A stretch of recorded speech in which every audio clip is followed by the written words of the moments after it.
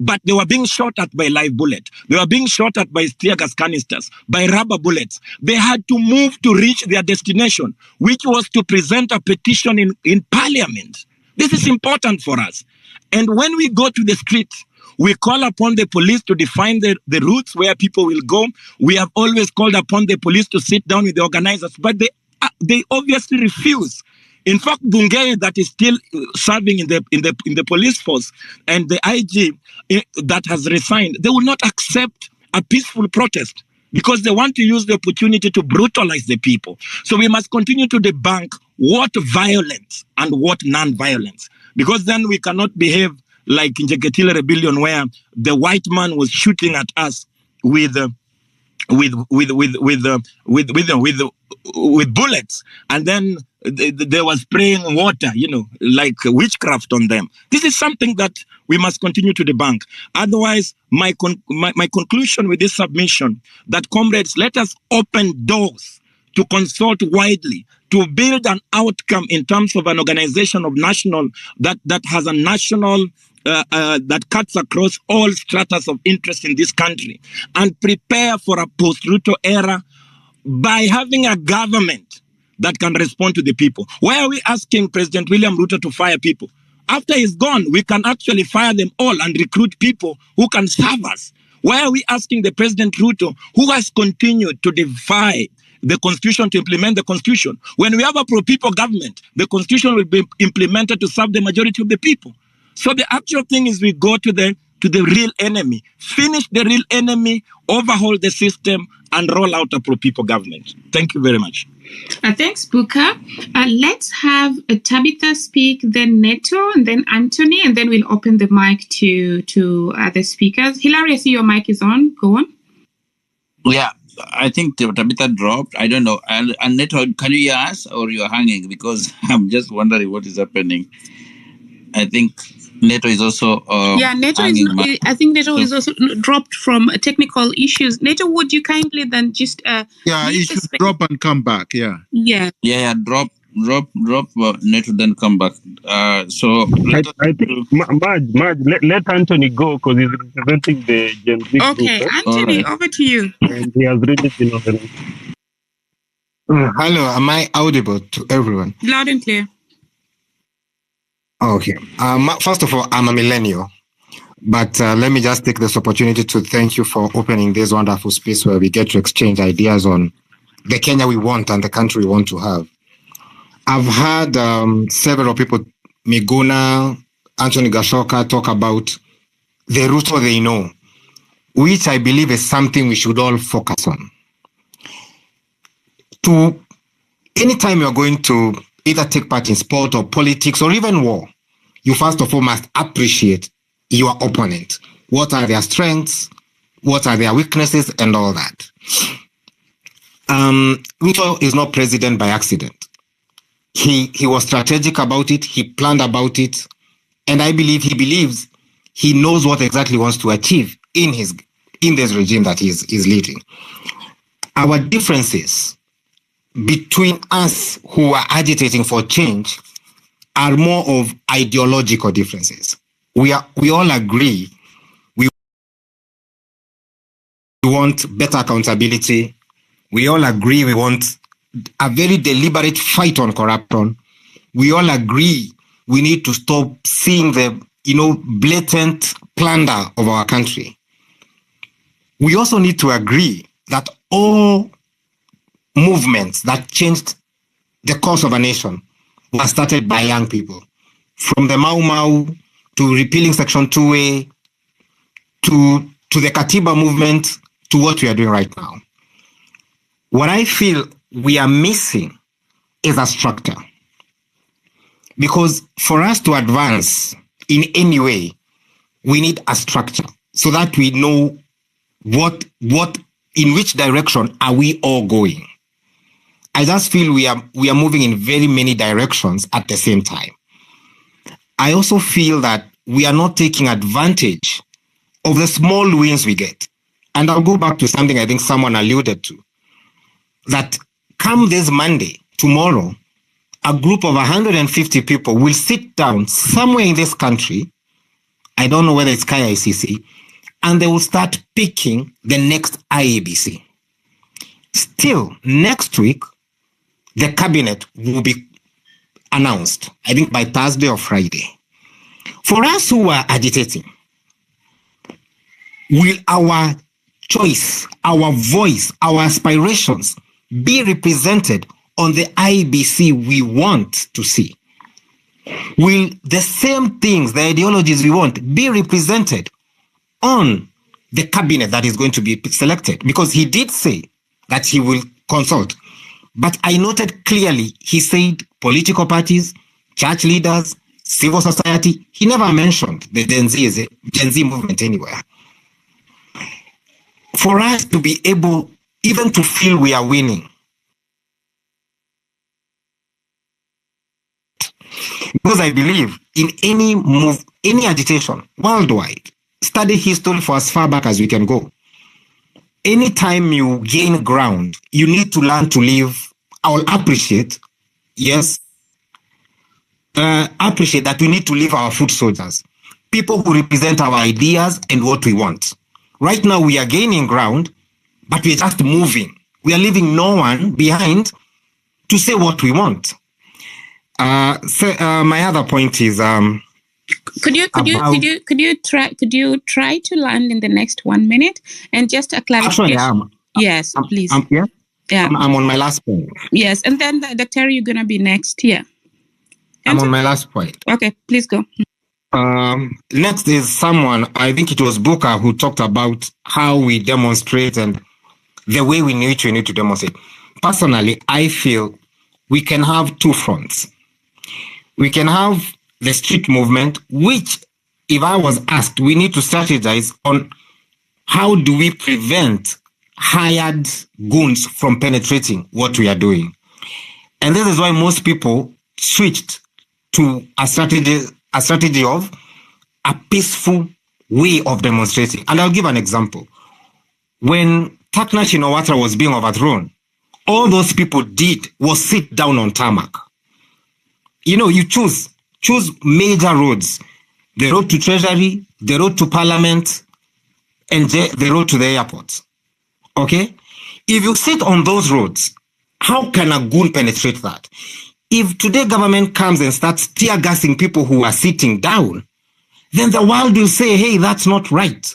These people are peaceful. They are asking for you to listen. But so long we continue doing things, and General is here, Miguna, so long we continue doing things the Raila way, we are going to the streets, we will lose because we are fighting an intellectual. We need to fight an intellectual battle. We use brute force where it's needed, and we use intellectual muscle where it's needed. Yeah. Those were my only points. Thank you so much, Anthony. Over to you, Dr. Thank you, Maj. I really like the ideas that are flowing in. I would like to comment just briefly, but I'll start with what Ruto said today. Ruto said, with his chest out, I'm fully in charge. That's what he was saying.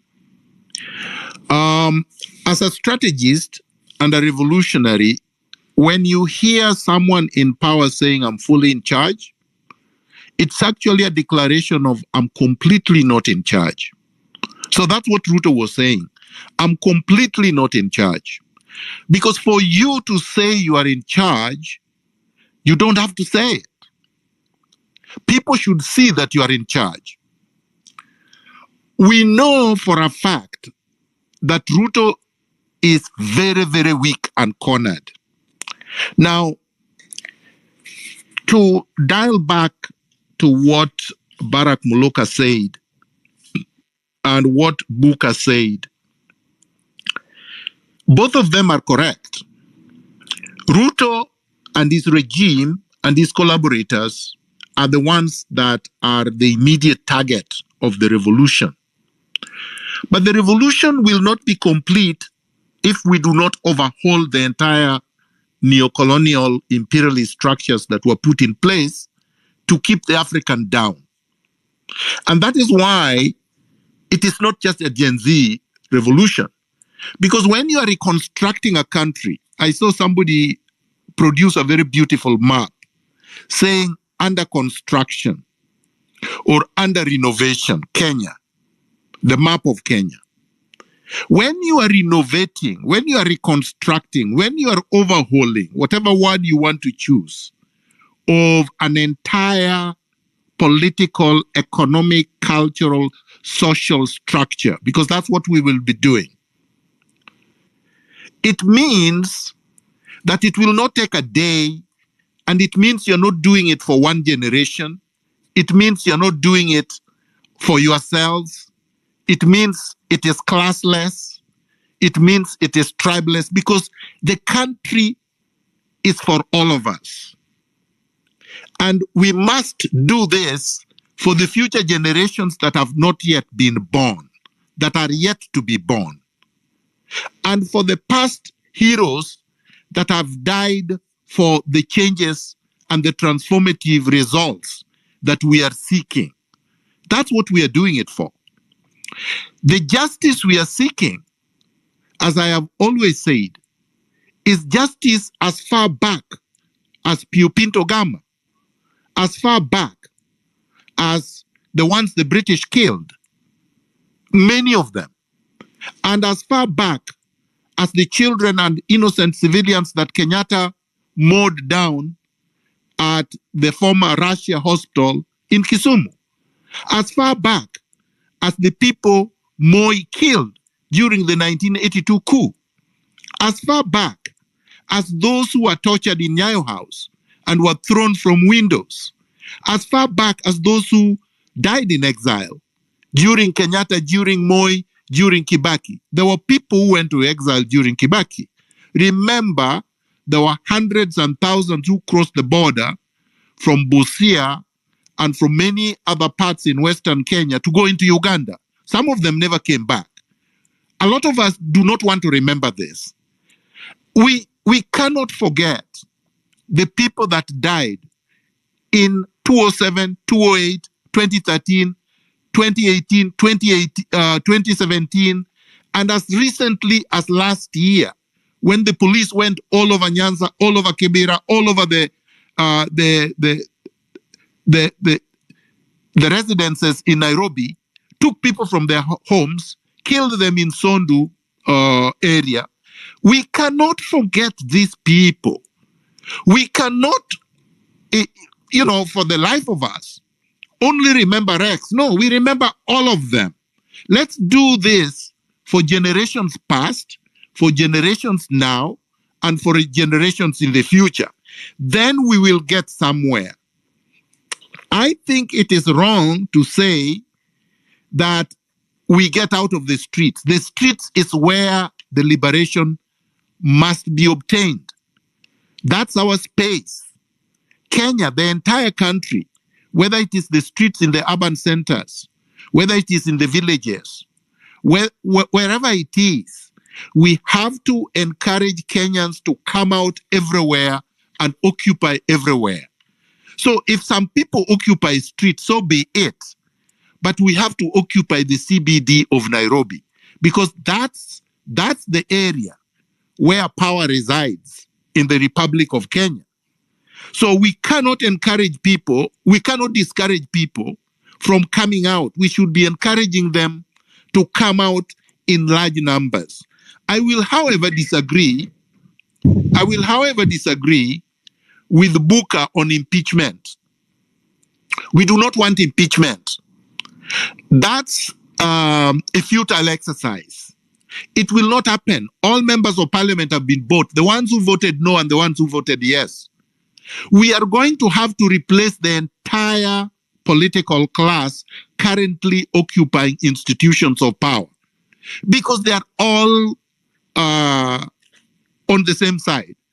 I say on the same side because if you listened over their speeches over the weekend, if you listen to ODM and Azimio people speaking from Kakamega, if you listen to them speaking from the KICC with Ruto, they are reorganizing, they are rebranding, they are strategizing on how to take over this revolution, this movement, so that they can come in with people, imposters, youth from all over the country that are going to do their bidding. These youth do not represent the revolutionaries on the street, the ones who have died, the ones who have been abducted, the ones who have been tortured. So we have to be very clear.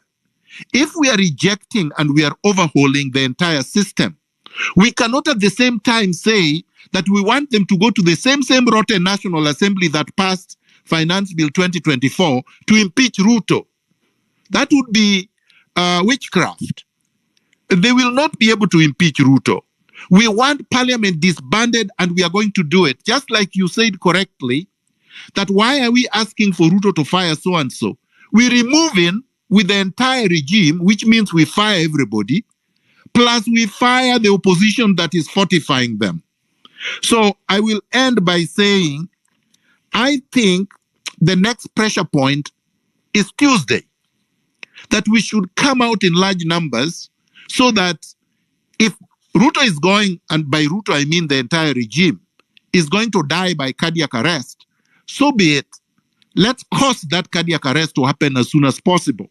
Let's remove these people. Let's then transform this the system of governance. But we cannot do it, of course. The strategy of doing that will not be done on the spaces because they are here. I've actually seen my friend MURKOMEN is here and other people from State House. So people are listening to us, and it is good that they are here because I think they need to listen to us. And they need to know that what they're trying to do now is too little, too late. We are not interested. That is something they should have done 2 years ago when they were sworn into power. They failed to do that. They showed us that they were not interested. They were not capable. They are not competent. They are, in terms of integrity, they are incurably defective. And so the people have resorted to take back the power that we donated to them and are now exercising that power. And Tuesday should be the final push when they all are removed from power. I will yield the mic. Thank you so much, Dr. Before we proceed to NATO, I would just like to underline that indeed there is the only opposition we have in the country is the population. And the unfortunate event that happened, unfortunate but also fortunate, is that when there was signing in or the IBC topic there, the opposition actually, who was supposed to be defending the country, came and joined the ruling party. And it was unfortunate, but at the same time, very fortunate, because then the people would see that these, they're on their own, actually. That was the message they communicated right there. So for this, I believe also any process going through the same, parliament would not go through. Another thing I wanted to highlight, that was at the very beginning, Dr. talked about communication and information where people were attacking each other, and there were a lot of propaganda going on. In the recent times, we've seen, actually it was my very first time that I saw any country beating Russia with the propaganda. At the very beginning, they really floored them. Russia came and caught up later. So in war, there's power in information. What I find very unfortunate is that if A says this is happening, instead of people coming to prove A wrong, they come and attack A and say, no, he's lying. And so there's a risky situation in Kenya at the moment, because we have this side saying this side saying one thing, the other side saying the other thing. The government itself cannot be trusted with information. So we have really a vacuum that's really leading to a lot of misinformation. I hope the LSK is going to step up. I hope so far the public seem to be trusting them more, but we need a clear, when something happens, we need a body coming up and say, this is what we believe to be true because of ABC. That will give the public more trust, and then we'll end up having, we'll end up having a better situation than now. Now it's chaotic. Over to you, Neto. Thank you very much, Maj. And I'm conscious of the fact that after this, you'd like us to give open mic. But there are three things that I'd like to state. I think Dr. Muluka and General Muguna, their minds have met to the extent that really this particular revolution needs to be a collective. That, people of all generations need to come up together and, we do this together. But more instructive is General Muluka sharing with this history of revolutions to the extent that, if it's leaderless, then of course it takes too long to deliver. So I think that's a point that you really need to take into consideration. But I also think that matches with what Buka said in terms of, expanding all the voices in the streets into a formidable and organized structure. Having said that much, let me say three things. Number one, what the people of Kenya are doing is constitutional. There is nothing unconstitutional about what we are doing. It is because, and I'm happy that Tony Gashoka was really was on top of it, when he said, when he took us to Article 4 of the Constitution. But I want to expand it slightly a bit more and point out 4 or 5 articles of the Constitution. The first one is the article that gives sovereignty to the people.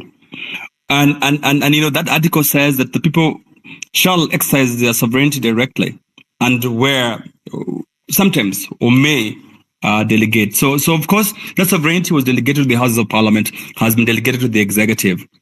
But we think that the executive is not running the country in the manner that we had hoped that he does that. What did he do? Article 10 aspirations in terms of national values, national core values have not been taken into consideration. Article 73, Article 74, 75, 76 of the Constitution with regard to national integrity and integrity of leadership has not been taken into consideration. So therefore, the Kenyan people are saying, within the means and province of the Constitution, Article 37, we shall peacefully and unarmed present a petition to you, the presidency, telling you that you are not running the country in the way that we want to run. All this is very constitutional. So we hope that the presidency can then see within the meaning of Article 146, which provides for the president may and should resign, because then the people of Kenya are saying, we gave you a mandate, you've not been able to deliver on that particular mandate. So all this is very constitutional, and no one should ever say that the people of Kenya are acting extra-constitutionally. Having said that, there is a conversation that is ongoing, and I'm happy that General Miguna just said that right now.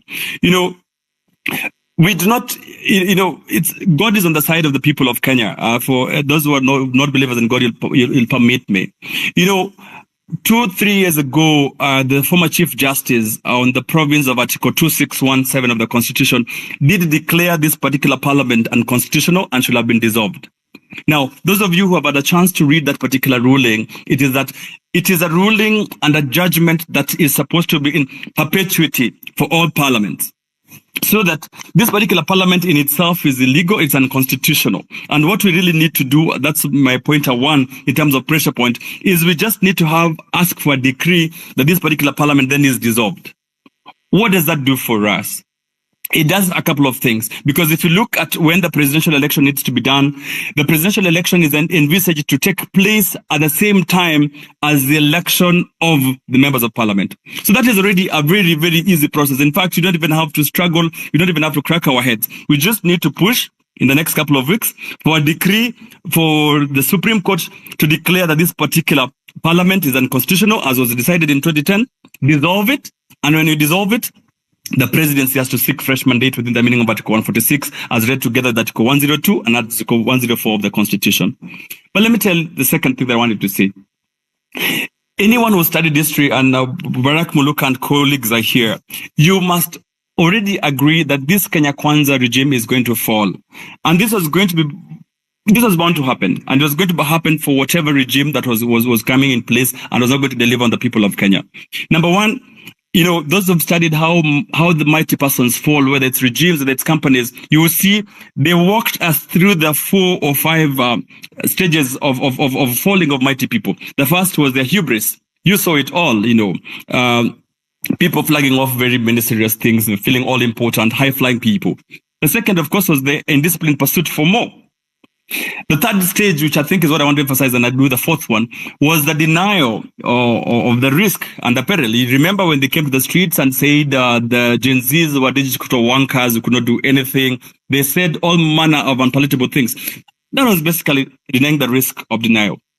Now, where we are with Kenya Kwanza and the William Ruto regime is where it is critical. And I think that's what I want to point out, even as we think about the next pressure point. It is on the fourth point, the fourth stage. Of course, mighty people falling is a stage 5 process, but the fourth stage is what was instructive. You know, they're grasping for salvation. And if they're grasping for salvation, it therefore means that they have two things. One, that decline and capitation is very possible, and that is what it should do. Or, albeit, if at all they get some resuscitation, then the status quo might remain. But if you look at history, the number of people who've survived the stage 4 fall, apart from Winston Churchill, they're not very many. So that it is possible that even the dalliance that the old regime is trying to give President Ruto and his regime in terms of dialogue and stuff like that, that is not going to be maybe possible. It's not going to be possible to resuscitate them. So in terms of anyone who studied history, I think the conversation is not if the Ruto regime is going to fall. No. The thing is, when is it going to fall? That is the conversation we must have. And that is why, with a bit more pressure point, and that's why I want to move on to the third point, which is what Anthony, I liked what Anthony was saying, that we must put pressure where it matters most.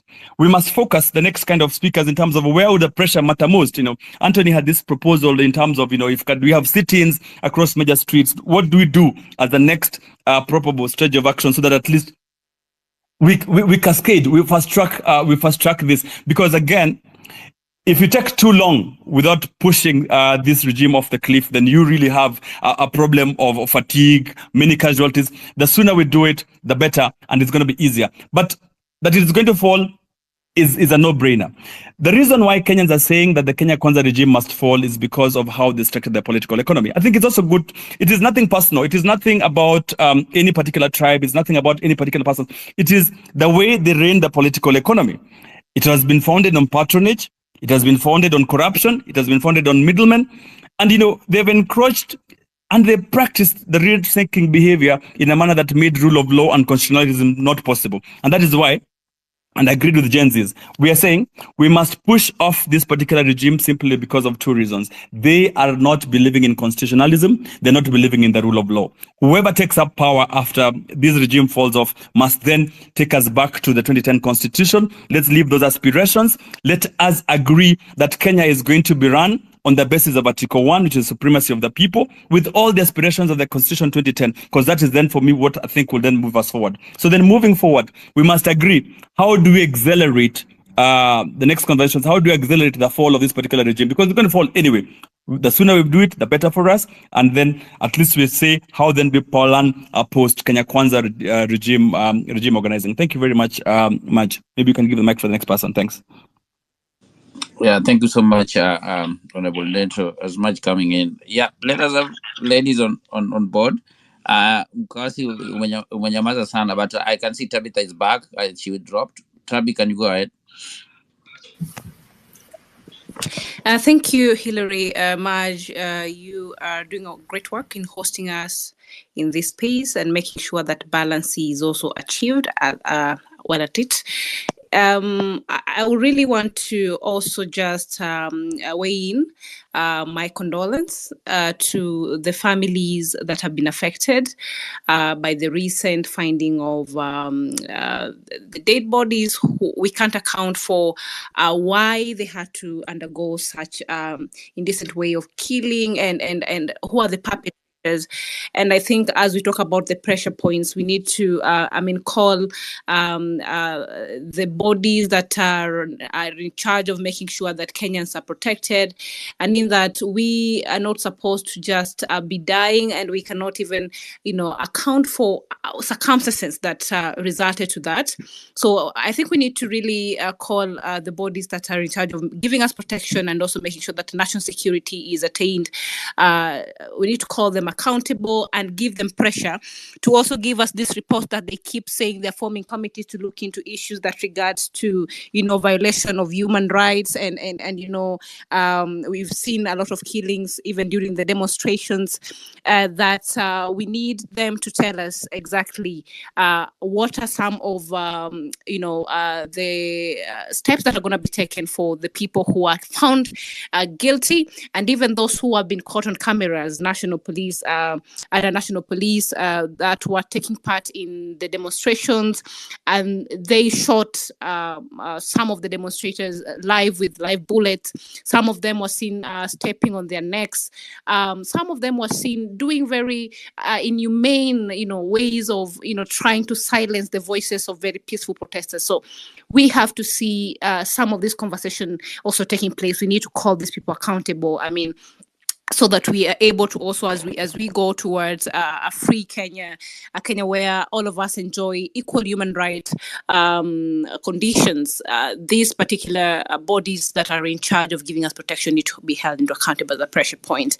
I want to say that it's very good that I've seen the co-hosts and the hosts really giving us direction when it comes to also, this space being objective and just discussing exactly what we really need to see moving forward, other than characters and people already. Some of them we know exactly who they are. So now what is important for us as Kenyans is to, for example, see and offer recommendations on what we would want. Now, one of the biggest problems we have in this country is corruption and the pandemic. It's more of a pandemic. We need to see the government declare this as a pandemic and have the EACC fast track all corruption cases and close them within 3 months, so we see how much we are able to recover from, the looted and embezzlement of public funds from, even this, the cabinet secretaries whom have left power. We need to fast track and see what have we lost when they're in the offices.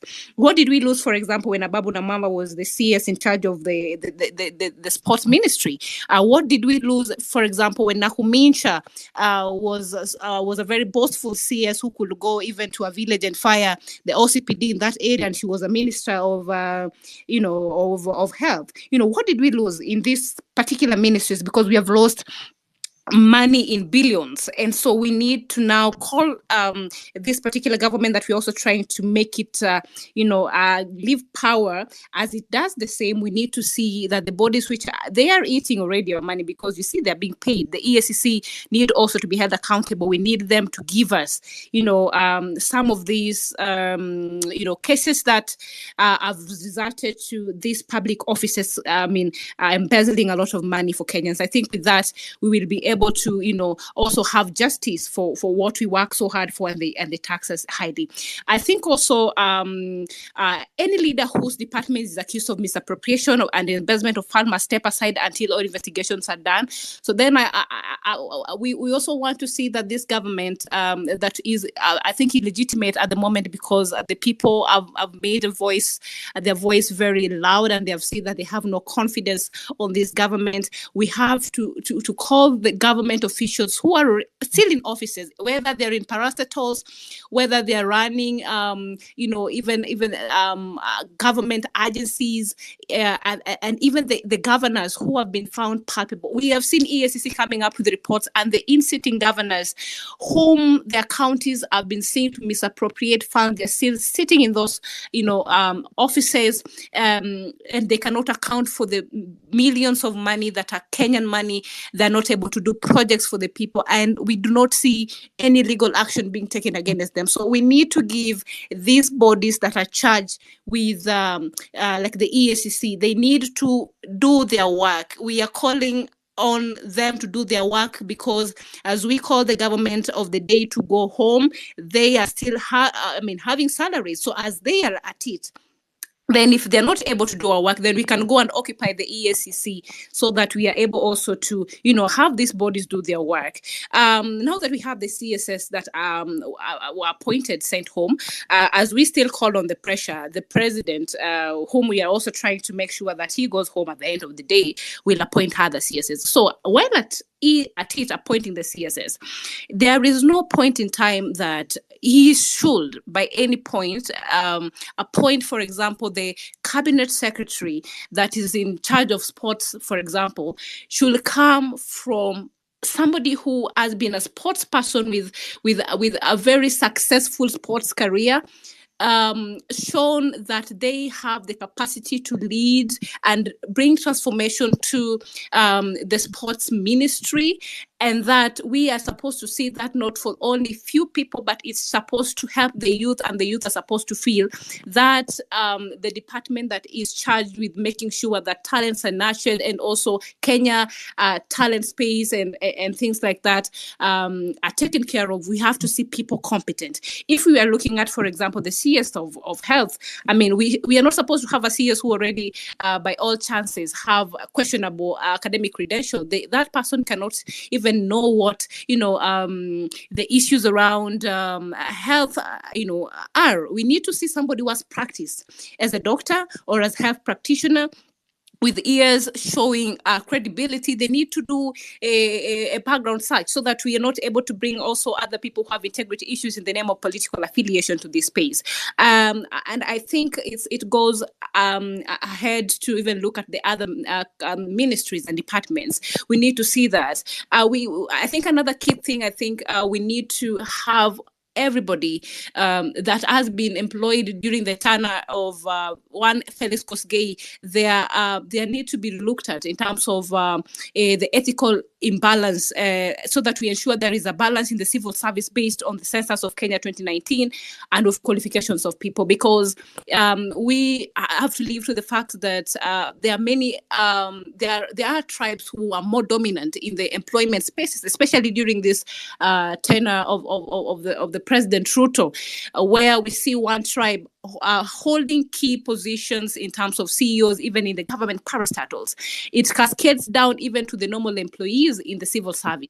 We need to have a review of the employment. We have to look at and review what are the qualifications, and has it met the threshold for ethnicity balance, because as we talk about unemployment even amongst the youth, then we need to look at how all of them get a position, especially if these people have gone to school, they have the qualification that they deserve. Not one tribe should be getting more government jobs.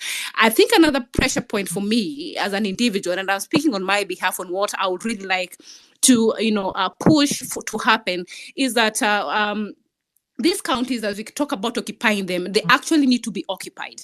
Now, the occupation, the auditors now, this ESCC need to send the auditors down to the counties. So we need to know that these counties, how much have we been losing during this administration under these governors?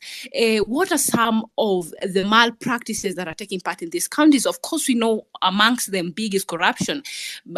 Bigger ones are even nepotism, and the list continues, because you see the problem that happens at national government. They have even cascaded down here to devolution. I mean, corruption has been devolved greatly. So we need to hold the county government also very accountable. So I think as a guideline towards the pressure points, given other factors and what the great speakers have said today, now we need to have clear as we leave the space today, as we go to Occupy on Tuesday, what are the key pressure points that we need to go and look at as we occupy the counties? Then what is the direction? So if we can have individuals here who maybe by chance already have records of what, for example, say a county where I come from, what are some of the things we need to look at as we go occupying the county and amongst other counties, then it would be a good guideline for the people whom will take part in this operation, which myself, I'll be there. I'll be at the center. I've always been there, especially here from where I'm speaking in my county. So then we are able to call out even the vices in the county. And as we clean this government and we demand for a better governance space, for better leadership in this country, I'm telling you, it has to start from the bottom. So we have to also hold, we have to have maybe even civic engagement with the people on the ground and get to even understand what is happening on our ward, so that as we call out bad governance, and we talk about an administration which is not functioning, and we are calling out for better as people of Kenya because we deserve better. I heard when Ruto was campaigning, he said wajinga wameisha Kenya, na ni ukweli kwa sababu tumeisha.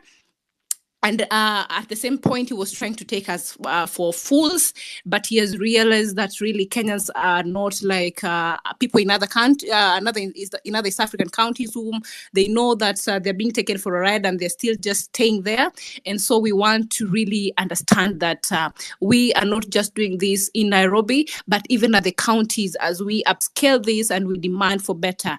What are some of the pressure points? But as I finish my submission, so that I allow other great speakers also and contributors to weigh in, I would like to say that we cannot win this particular revolution if we are not going to relook at the ways of or the strategies, because as we are talking at the government.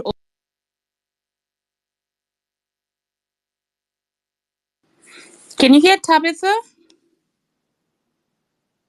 I think she's dropped. Okay. So sorry, Tabitha, for that. I don't know what happened there. I can't hear Tabitha. I think there's a problem with So, Kingsman, there was somebody who was, there's a lady who was to come before you, but I cannot see her anymore. Please go. And to all the guest speakers, should you want to chime in at any point, just raise your hand and then I'll see and let you go. Kingsman, over to you.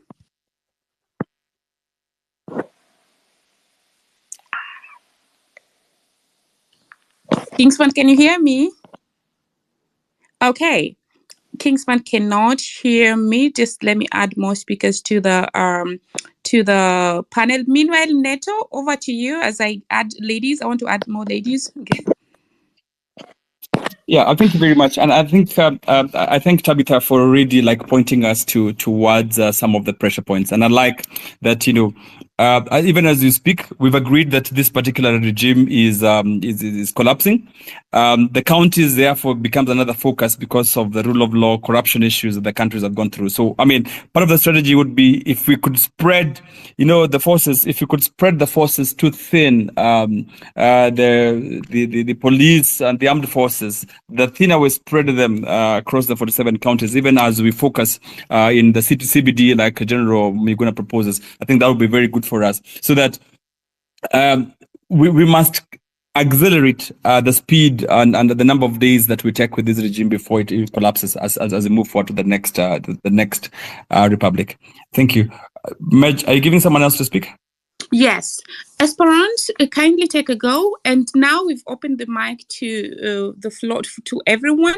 We'd like to restrict to 2 minutes each so that everyone can speak. And I think we are going to end at the top of the hour because the three hours are going to be over. So Esperance, over to you. And then Lady Justice. Yeah.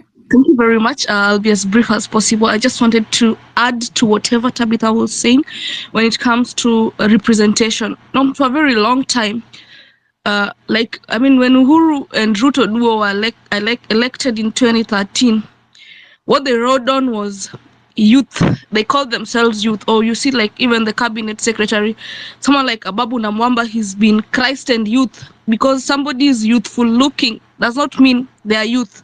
So for a very long time, we've had people riding on being youthful and masquerading as youths, yet they're just youthful and at the expense of other young people. So even as we forge forward, I think it's important that young people, as the Gen Zs, we continue to lead this. We really have young people coming to the front and being supported as much as you people are doing. Realize we have millennials and other people. So we really have to bring these young people on board in all honesty, in all conversations. Sorry, Madge, I can see you raising your hand. Yes, Esperance, just a moment. I forgot to explain. So for the 2 minutes, when I raise my hand, then it means that 1 minute is over and the speaker has another minute to wind up. Kindly proceed. All right, thank you very much. Yeah, so as a feminist, I'd also want to say I'd want women to be brought aboard this movement. Not to be brought a lot, but to also lead. I've seen Tabitha and the work she does in Siaya. And I've seen, I mean, I think I wasn't ready to speak. I don't know how I got here. Thank you very much. Let me continue following. No, Esperance, I actually can guess what's going on. It has been very emotional. And that's why I'd like to encourage everyone not to downplay the mental weight of what is going on here. So Kingsman and then Komwanza.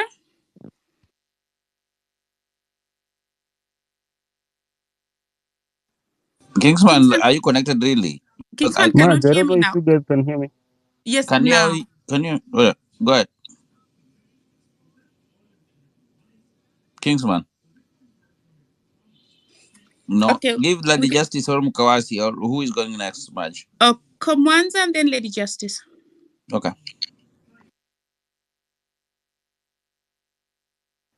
Komwanza, can you hear me?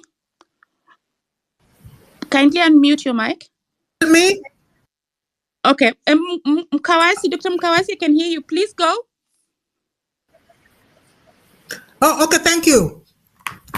Just a small comment I would like to make that was about countering propaganda, because this is going to happen a lot as you keep on going.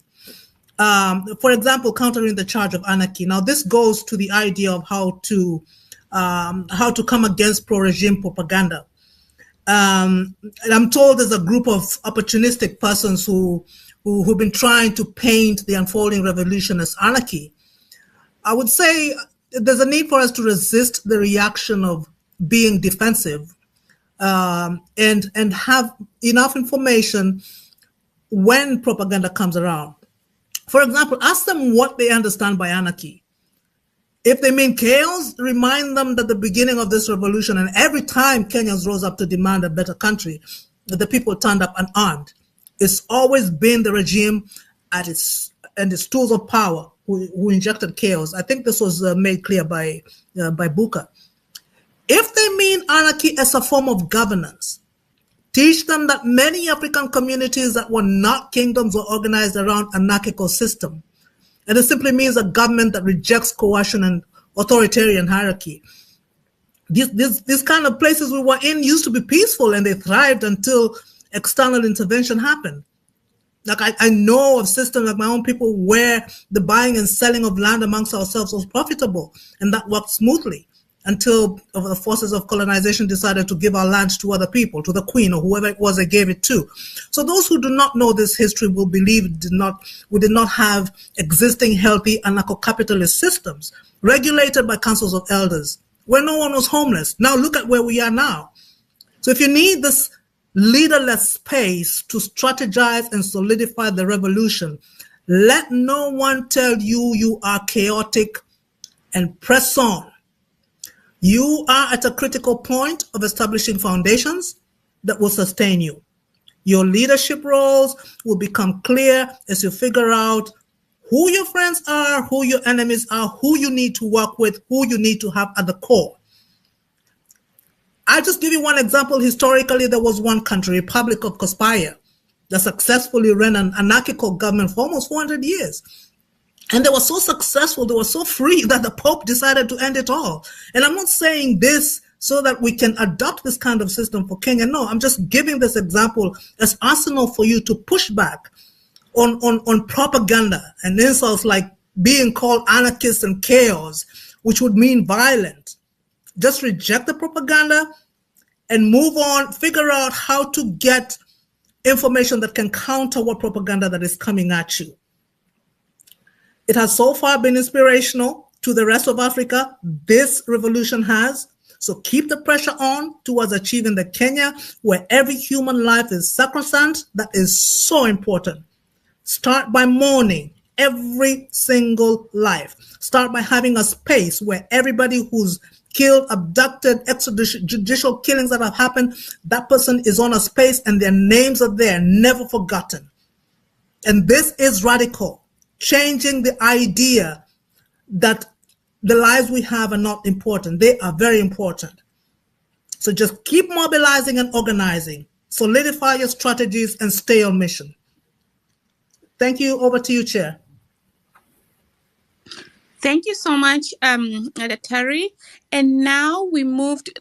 Actually, before I move to the next speaker, the point that you talk about of, countering the propaganda, I must say that this is one that's really not easy, especially when people are, the topic is very emotive and people don't even have time to react to or to synthesize one event. Then the next event comes and it just, it swims out there. And I see that online. I see people reacting, even turning around and starting to even attack the people they're working with just because of propaganda. So I hope you can probably share of the comment section. I know for those who have time to read some literature there, then I think they will just sit down and take, even if it's 20 minutes per day, to just read and get accustomed to that. Thanks so much for that contribution.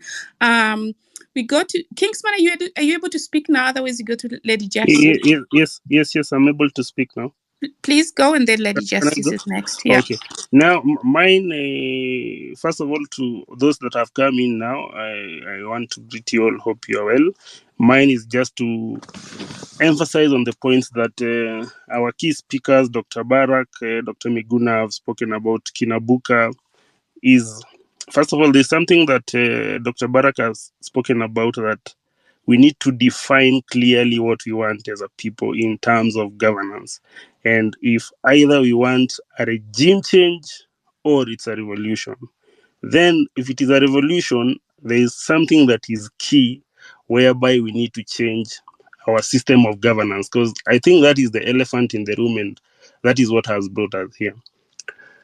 The people who gave us the 2010 constitution, they gave us a very good document that focused so much on human rights, but there's a place I think we were played on. We were played in terms of representation, and we were given one of the most expensive constitutions in the world. If you look at representation at the county level, representation at the constituency level, I think the number of legislators that we have in the country can represent the whole of Africa, even 2 or 3 continents. If you look at the numbers, we have 416 members of parliament. That is now at the Senate, and then at the August House, that is where the MPs reside. We have 290 MPs, 47 women rep as of to date, and I'm not gender biased. I'm still unable to understand what their roles are in the society, and if you look at the both divide of the political class that we have in Kenya, they are just there as flower girls. They are literally doing nothing.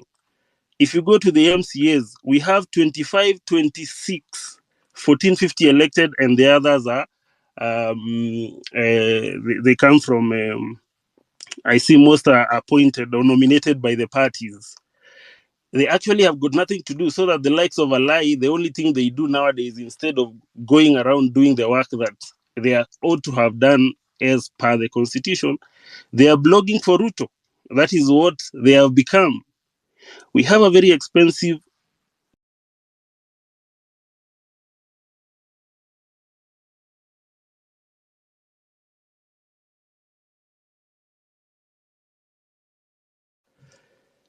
if you take the money that we are paying these people like annually, you can, if you take the 20 billion that we pay the member of parliament, you can build 143 primary schools every year at a budget of around 20 million. You can either build another 500 secondary schools every year at a budget of 40 million shillings per secondary school. You can build 100 district hospitals every year.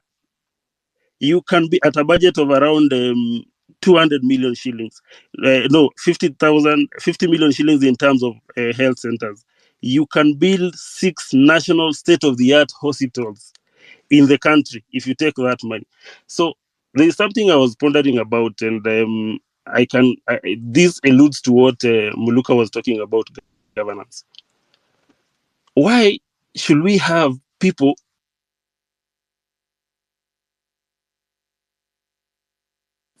Can anyone hear Kingsman? I cannot hear him. No. I Ah, think he you dropped. Oh my gosh, the IT over here is no, I don't know. Anyway, so Hillary, do you want to chime in before we bring in? No. It's okay. Can I chime in, Maj? Yes, Yeah, please. go ahead. Yeah, so Maj, what I would like to say is this, that we should not lose sight of substance and secondary issues, or substance and side issues. I know a lot of people have attacked the 2010 Constitution. The problem is not the Constitution. For example, the Constitution does not set the pay scale for members of parliament. The Constitution may provide for the number of representation, but you could pay them $2 each. You could pay them 100 shillings each. You could pay them $20,000 shillings per month. So the amount of money wasted in providing these charlatans with largesse is not anchored on the Constitution. These are subsidiary legislation they have passed, which we can nullify. The Constitution is not the problem, and that's not the mischief to be fixed. Everybody pointing at the Constitution either is doing so because they have been confused or because they have not thought about this issue correctly. The problem, number one, is corruption. The amount of money we are losing from corruption is 1 million, 10 million, 10 billion times what we are paying, say, for example, our quote-unquote representatives who are not even representing us. For example, Uhuru Kenyatta, the despot, said he was losing, or the government, his regime was losing 2 billion shillings a day. He didn't tell us from where. He didn't tell us who was stealing. He did not stop the stealing. He did not arrest anyone. Nobody was charged. Nobody has been convicted. The money has never been recovered. So which means they know exactly where the money is being stolen, who is stealing, but they don't want to do anything about it because they are the ones who are stealing. So I think we have to identify the problem correctly. The Constitution can be maintained the way it is, and still we can save the country a lot of money. If we stop corruption and theft, tenderpreneuring, and if we reduce the amount of money that the so-called representatives are being paid. Now, regarding the women or woman reps, the problem is not the fact that women representatives exist and that they do nothing. It is the quality of the women reps, which then calls into question, how do these political parties choose who the representatives are? They choose their girlfriends, they choose their relatives, they choose their cronies, who are the most incompetent and significantly with absolutely no integrity.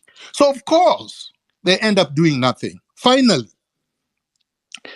CDF was declared unconstitutional by the High Court. It was appealed, and the Supreme Court said CDF is unconstitutional. It's supposed to be disbanded. It is this place where the majority of the money is lost. I'll give you an example. Recently, there is a member of parliament from Mumias.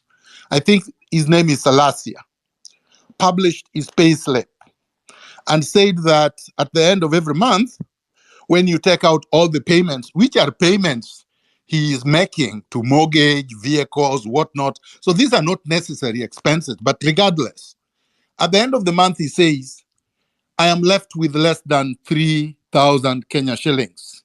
So we would expect somebody who is completely pauperized. We wouldn't even expect him to afford a vehicle. We wouldn't expect him to be able to take flights, to buy air tickets. We wouldn't expect him to be drinking expensive alcohol.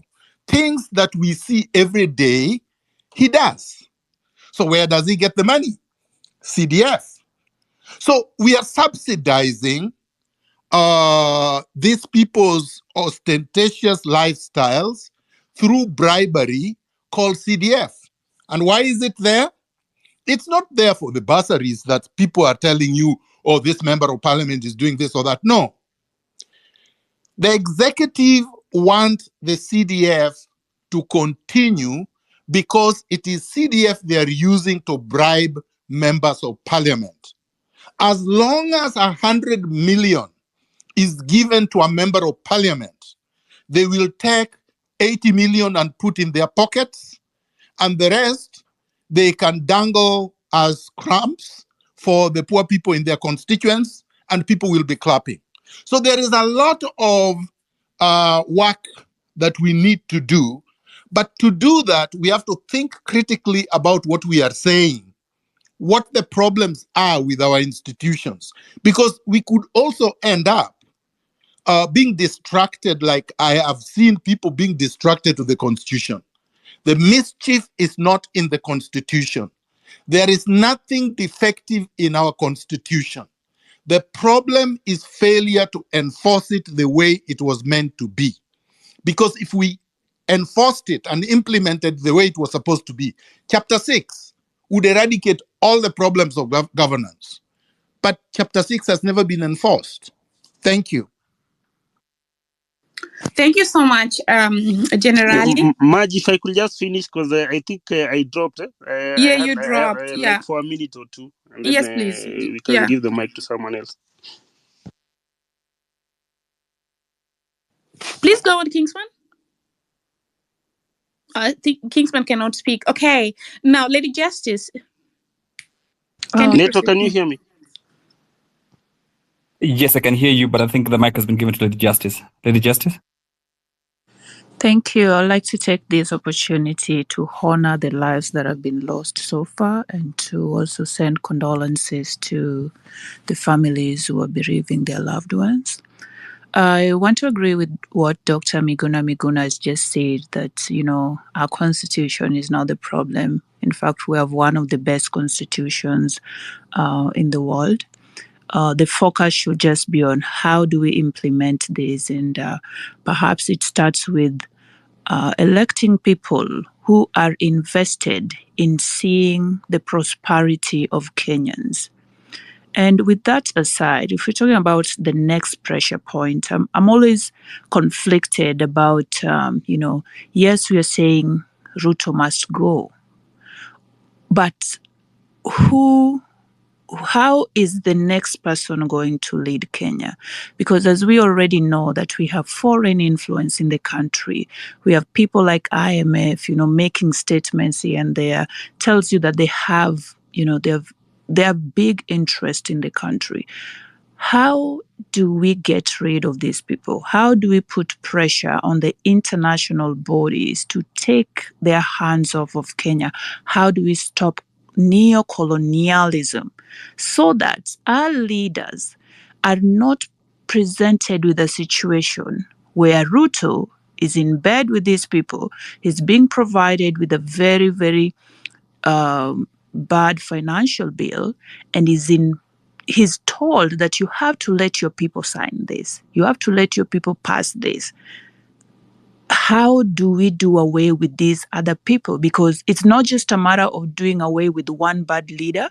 We could bring in another great leader there tomorrow. Let's say, for example, Hillary goes to be the next president, or even Marge.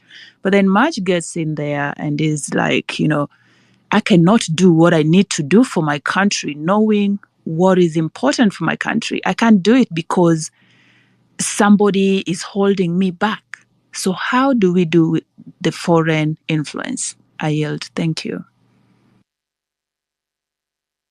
Thank you so much, Lady Justice. It so happens that anytime a speaker finishes speaking, I'll be interacting the space in the comment section. That's why there was a small delay over there. So I have been informed, like we planned previously, that we're going to finish at the top of the hour. There has been some comment on the section where somebody's wondering why the speakers are the only one speaking in the beginning. I would like to clarify that these were invited speakers, and when people invite speakers, they speak first, and then we have others chime in. So this is nothing outside the ordinary. So let's have Serikali ya Kenya, then Doreen, in that order, 2 minutes each, and then at I think 40 past, we're going to have the main speakers make closing remarks.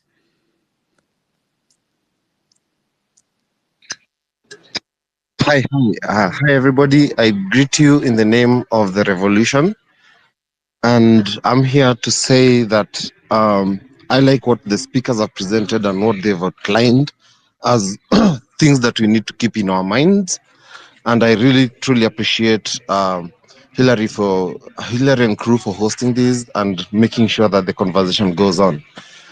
A lot has been happening, but few things that I'd want to mention is that one, in terms of what the people want, it's clear the people want a break from the current system. And it's clear when you say that you want a break from the current system is that we want to end corruption first. We want to end the people who put their bellies first instead of the poor people on the ground. We want to say that it's time that these people, if they cannot shape up, they ship out. And it's very simple. That's what the people want. It's clear. It's been on the streets. It's been everywhere on the media, and we know it. We have it. We feel it. So, what as what the people want is quite clear. Secondly, the constitution, and I'm very glad to be sharing the space with Miguna, Buka, and the rest of the comrades, Mkawasi, and the rest of the comrades who are here. The constitution has all the answers. You cannot say that we have an expensive constitution, yet what we have are political bad manners, people who are there, goons, crooks, bloodletting rascals. How do we have to put up with these people and then we say that the constitution is very expensive? They're making it very expensive for us to live. So I think it's also clear about the constitution. It has all the answers. Only implementation. Make implementation work. Implement the constitution as it is without missing a dot or a question mark or a comma. Third, as I finalize, I'd want to say that to make things continue moving, I think we must encourage as many. Yes, I know we are leaderless, we are tribeless, but one thing is we have to make more Kenyans and more Kenyans join the organizing, join the planning, join the decision-making table. So we need all those platforms set up as soon as possible so that we are able to maintain this current revolution. Good night, everybody. Thank you so much. In the name of the revolution. Yes, and thanks for your submission and for keeping the time. Doreen, over to you. Doreen, can you hear me? Then let's go to Nyar Aduen, please. And then Komwanza, 2 minutes each.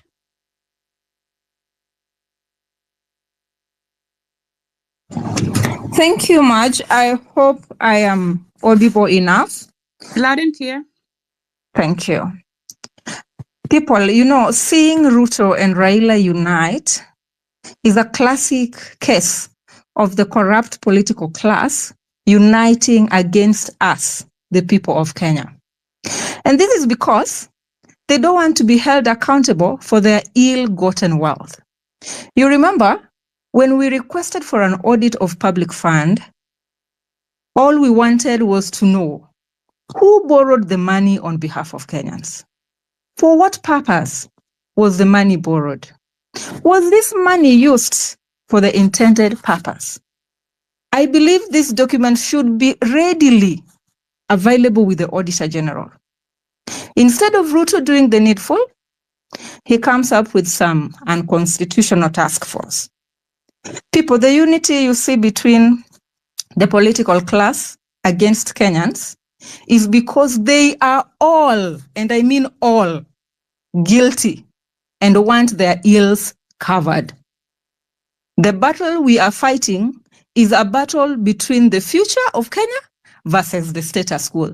Secondly, today, this regime is possessed with class divisions. It used to be dynasty versus hustler. Then we moved from working class versus Jokali. That was the period of housing levy. Today, I'm amazed to see them pulling the gender card on the quarry of death victims. Remember, the quarry of death victims is just a few meters away from a police post.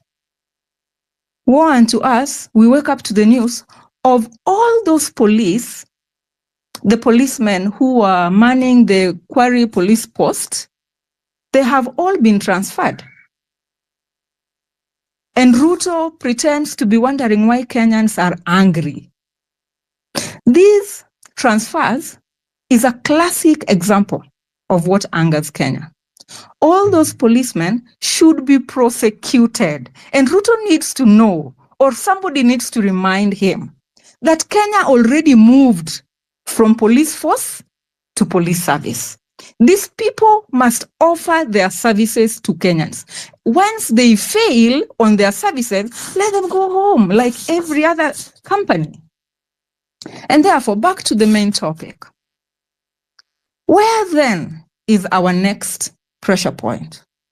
Aside, somebody had suggested sitting peacefully on the main streets. And therefore, aside peaceful sitting on our main streets, I would therefore suggest all of us in this forum, plus our friends wherever they are, whether you are in the diaspora or you are in the Kenyan soil, can we all take time and write emails to ICC with videos and photos of those massacred?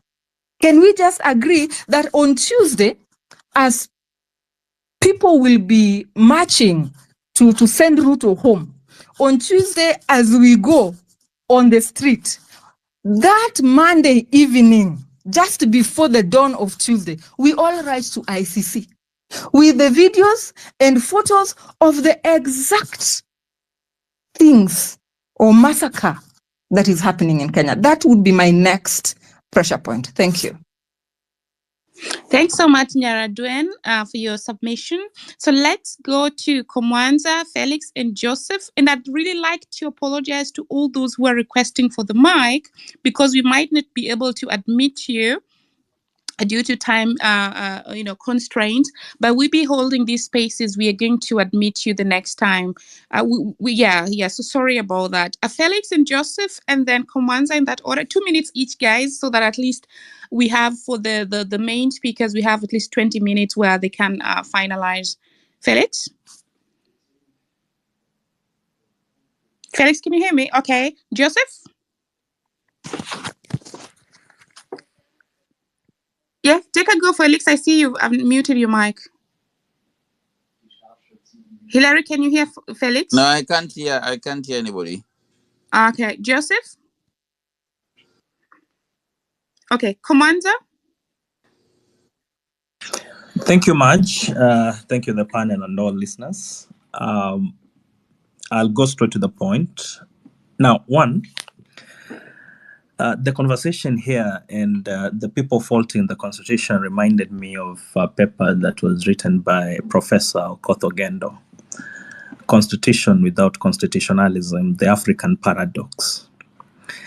And when you read that paper, the takeaway usually is that you cannot legislate away bad manners.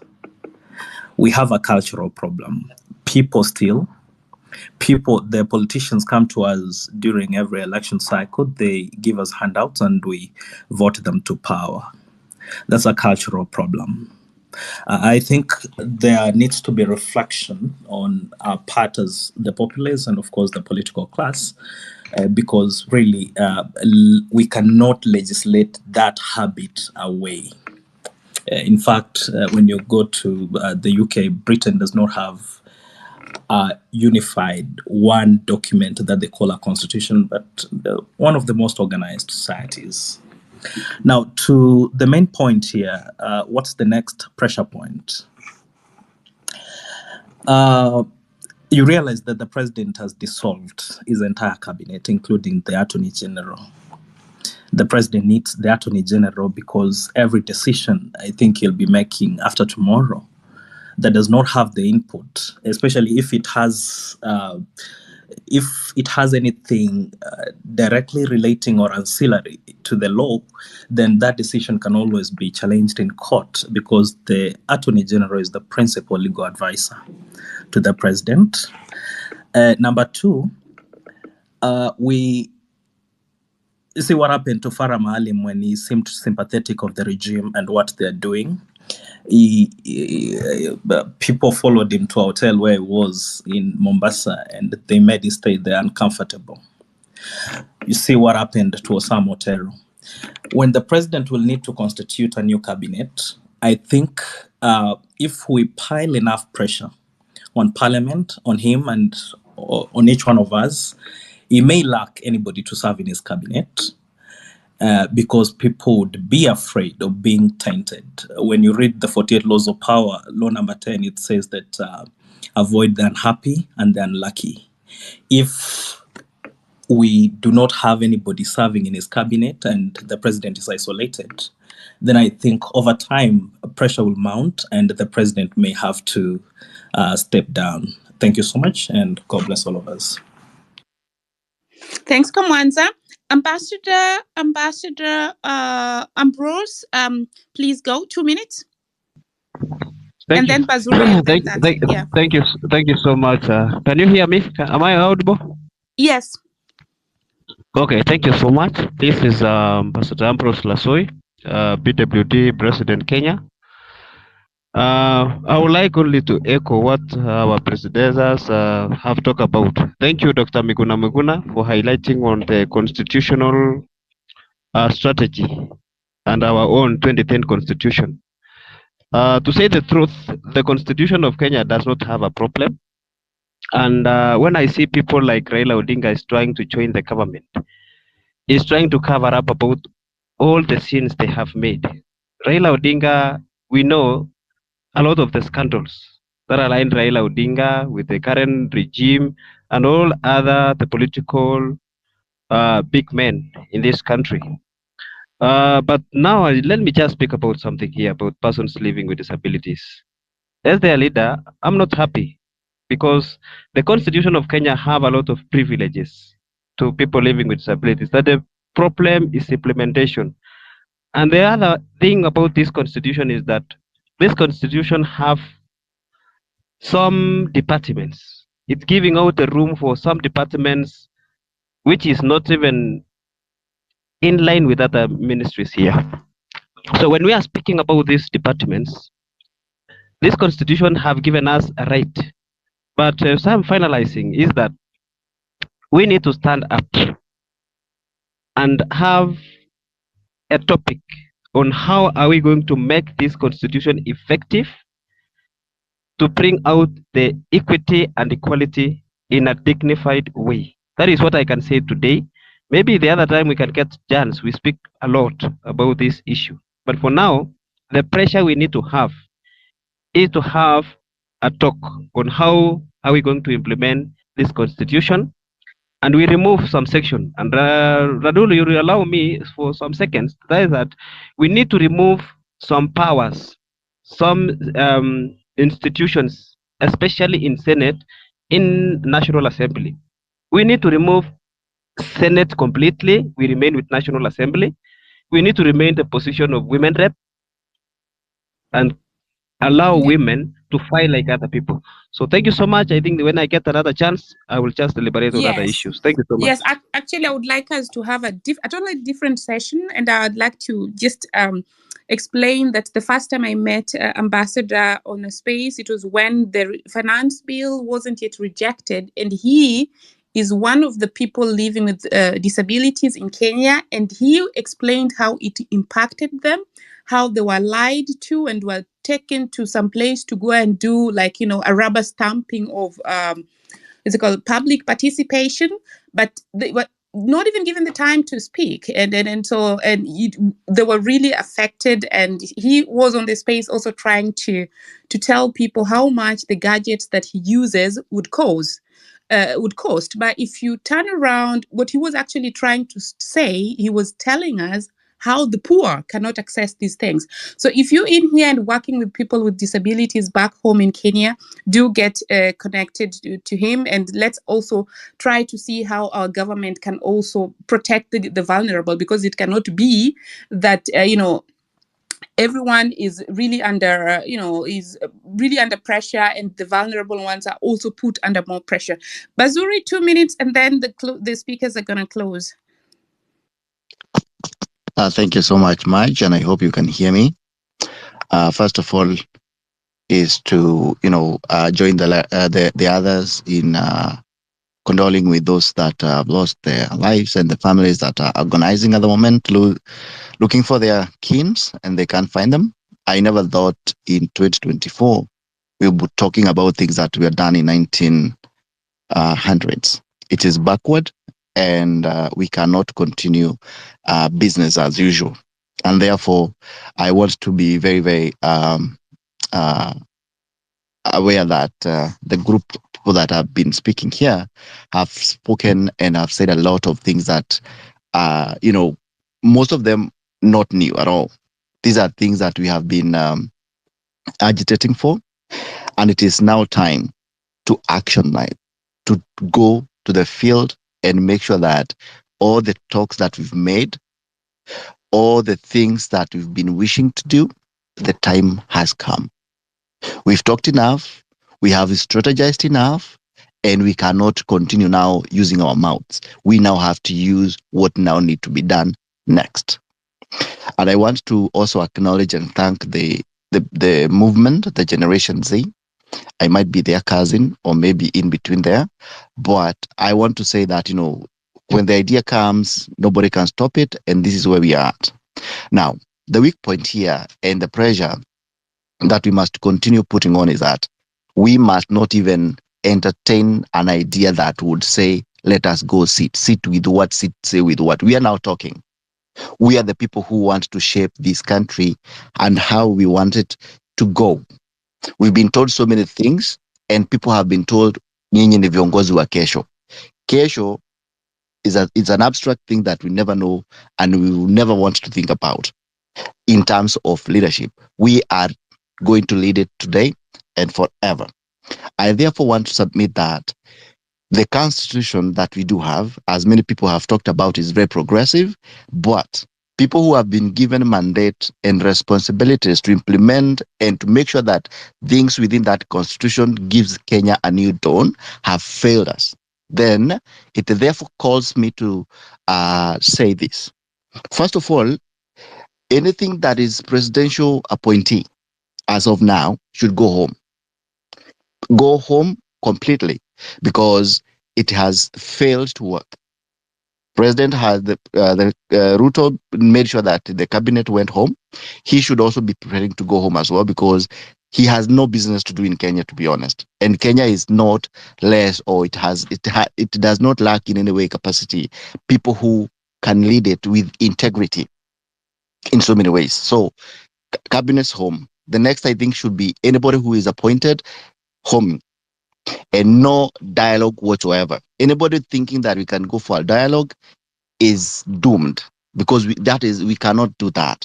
And lastly, as I conclude, is that, as General said, the people in the diaspora, you have a responsibility to play the safety net, and we cannot at any point afford to even think that we cannot do without you people. We do need you, and we need you to be at the forefront, and we need you to keep safe the data that we are collecting, all the materials that we are likely to be using going forward. We will need you to be with us side by side, not anybody behind anybody. No time for that. And lastly, Marge, thank you so much for organizing the space with Hillary and Neto, and I hope life will be great moving forward. I am looking forward to a better Kenya where mtoto wa masikini atakuwa anajivunia kuwa Mkenya, si kuvumilia kuwa Mkenya. Time has come, we must change our ways of doing things. Thank you so much, Maj. Thanks so much. Dr. Kimani. Now we're going to the closing session.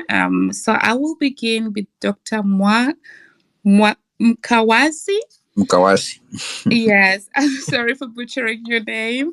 And so one question I have to every speaker as they finish off, I'm of the opinion that I know people have a right to do what they want to do or suggest what they want to do, but I have a feeling that if somebody is suggesting, implementing something at the county level, then these are actually people who are distracting from the movement of the current ruling party that we have, which is the National Party. If you could also just spend 30 seconds on that as you submit your closing remarks. Over to you, Dr. Thank you very much, Maj. This is where strategy becomes really important, because one doesn't need to negate the other. One action doesn't need to negate the other as long as you're clear on mission. So if there are people on the ground in a county somewhere and they have the wherewithal to implement what needs to be implemented towards the same mission we all want, then that is where we need to figure out how we're strategizing so that at some point all the tributaries meet. And that is why I was saying, right now, take your time to solidify your strategies, to figure out your structures, so that when you have different groups in different places and in the counties, it's possible to actually have a staying on mission kind of approach. I don't think there's anything wrong with that personally, with somebody deciding somewhere in Garissa or Kisumu or wherever, deciding that they want to take action on the ground. That is fine for me, as long as your mission is clear for everybody and your strategy is clear. Thank you. Thanks. Do you have more on closing remarks, or shall we proceed to the next? Because we're closing now. Yeah. Oh, okay. Yes, Still me? with your closing remarks. Yeah. Okay. Yeah. On the pressure points that you need to concentrate on right now, I feel is having a strategy. And as you work on your strategies, I have said this to other people, create that war chest, because you're going to need it. You guys on the ground are going to need it. There are those of us who are far away, but who are able to be completely useful to the revolution from wherever we are. If we look at how governments have been, how systems have been toppled and changed to better systems, all the way from the days of Hitler, these guys were able to do the work they did and to topple the strongest dictators, the strongest of militaries, by having a strong and powerful underground with hundreds of technocrats and professionals who were scattered, who could not be on the ground, who could not have boots on the ground, but could feed the underground with the resources they have and with the spaces they have, because it's going to get tough. Power will fight back, power will bite back. And it's not even started. We know the dirty things that have already happened. We know the lives that have been lost that we are not even being told about yet. But it's going to get dirtier. So that is why I'm saying we need to have this war chest of resources and spaces that you're going to be ready with. So keep reaching out. Let's stay together. Kenya is our country. We love it. Thank you so much. Thank you so much, Dr. Harry, for being with us and for your submission there. We go next to Dr. Muluka. Kindly submit your closing remarks and chime in 30 seconds on what you think about the strategy of, putting the pressure point both on the county and national government. Over to you. Thank you very much, Maj, and thank you everybody who has contributed, been very constructive and informative.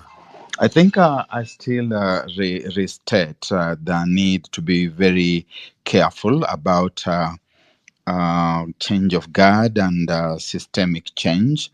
I buy in completely when we say that we need to understand and to define their enemy, and that there is need to understand very clearly how to characterize the entity we call the enemy. But I still see that there is need to understand that there is a system, and that until and unless the system is overthrown, we are not able to talk about a revolution. And therefore, forward-looking strategies by the Gen Z, by Kenyans, progressive minds, it should be about the overthrow of the system, of a decadent system, certainly dealing with the individuals who drive that system, but not being satisfied. For example, we have taken some palliative joy out of the fact that the cabinet secretaries have been dismissed. Those are just custodians. If you bring other people within that system, the system remaining intact, they are likely to be as decadent as those who have been there before them, perhaps even worse. And that goes all the way to the counties. Also, the self-same vein, there is the formal government and there is the informal government. The informal government, the informal cabinet, percolates around the center of power. People who have got no known mandate, no known authority, but they festoon the center of power and they decide what happens. Have we addressed the question of the firing of those kinds of persons and individuals who sometimes are tougher than the person we presume to be the toughie? Very finally, therefore, on account of time, I think we have listened and had very useful contributions, but in my view, they remain long on description of the characters that govern, of the state that they govern, and not very much about what should be done. In subsequent conversations of this kind, I think we want to engage more on bullet points of what to do, PowerPoints. This is what we should do. This is what should be done. Having appreciated the nature, the character, and the description of the state and of its custodians. Thank you very much. Thank you so much. Over to Neto and then Generali. Thank you very much, Maj. It was nice co-hosting. And though we had a couple of challenges, I would like to thank all the speakers and everyone else who was present on this particular space. And thanks to you, Maj and Hilary, for hosting. I think we have our foot on the door in terms of pushing this regime out of power. And we must ensure that we have all the civil structures turned back on the aggressor. I listened carefully, and I think one of the things people are proposing is we must have this revolution remain non-violent within the meaning of Article 37. The second thing that people are saying is that, the Kenyan Constitution has no issues. We just need to get in place constitutionalism and the rule of law to help us deal with the corruption, to help us deal with the lack of discipline that gets into office.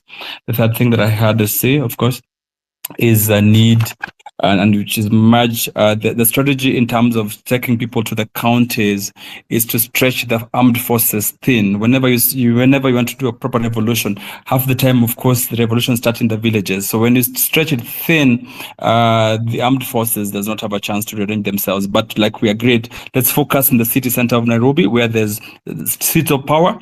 but you also spread the state thin. And the counties is really an avenue that, helps us also arrange people, because then you galvanize the state, you'll galvanize nationally across the counties, because there's theft there, there's corruption there, and those are all rule of law issues cutting across. The fourth thing, and which is what I liked, is we can actually pile pressure on the presidency when it comes to appointing his next cabinet, to the extent that he has no one to appoint. Therefore, he then doesn't have a government to deal with. The other thing that I heard is there's a need to do a public, an independent audit, an independent inquiry on the public debt, because that is part of the problem. The reason why the ruling class can find a simple reason to converge is because they've been part of the problem, they've stolen. So an audit on the public debt, which is independent, will also help us expose and show who then we really need to go for, and to that extent. The other thing I heard is, the need for sit-ins in major establishments. Let's focus how we can put and pile pressure, by having proper sit-ins, getting more major establishments, and delivery of government systems to really come to hold. I think we've agreed that we also need to push for, senior members of government and no dialogue. Senior members of government to go home, and there's no dialogue, and no one else should push us into things, because time for action is now, and we must deliver a better Kenya. Just to finish, someone has asked a question which I think I need to respond to on the chat, is that it is good to contextualize that it is possible to dissolve parliament, but dissolution of parliament is only possible in one instance in Kenya, on the meaning of Article 2617 of the Constitution, where the current parliament does not deliver on its law. So when you're talking about dissolution of parliament, it's only possible because already there's right now a judgment that makes this parliament unconstitutional, and then therefore it is actually possible to dissolve it. You don't even need anything else. You just need to push pressure in terms of a decree to ensure that this particular parliament is dissolved. So that's another pressure point that we can add. However, if we pushed parliament to be dissolved, it is then possible, very easy, to make sure that the Kenya Kwanza regime goes home together with the parliament in a way that gives the chance to reboot back to constitutionalism, get back constitution of Kenya, because both the president and the parliament will have gone home, and then we can start the process of rebuilding a new Kenya. Thank you so much, and thanks to everyone else for participating. I'm grateful. Thanks. Thanks, Neto, for doubling up as a speaker and a co-host. It was a wonderful co-hosting with you. And now we go to Generali. Your closing remarks, please. Thank you, Maj. Thank you, Maj. I agree with almost, I think, everything that my co-speakers or my fellow speakers have contributed. Very insightful, and of course, the contributions from the floor. My closing remarks will consist of a few statements, basically based on some of the statements that I have had.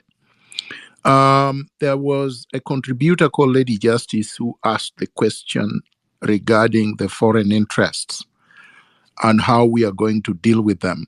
And this is an important question. And my answer is historical and basically revolutionary history. Many of you will recall the person I call the African, the captain or the champion of African revolution, the only one that I think made contributions that left absolutely no negative mark. And that is Thomas Sankara. When Thomas Sankara came to power in Burkina Faso, then Upper Volta, the country was in tatters. It was poor, foods insecure, malnutrition, mortality rates of children very high. It was a basket case. And in 4 years, not only did Thomas Sankara address the issue of foreign debt, foreign interests, imperialist interference, child mortality rate, food insecurity, unemployment, security itself, eliminated corruption, and made governance be pro-people in Burkina Faso. He did that in 4 years, and he was in his 30s. There was no magic to it. The Western so-called interests could not stop him. They eventually conspired and had him killed, but he had already delivered, essentially showing you that it's not difficult. In fact, it is not difficult at all to address this issue of debt. We've been discussing this issue for the last 2 weeks.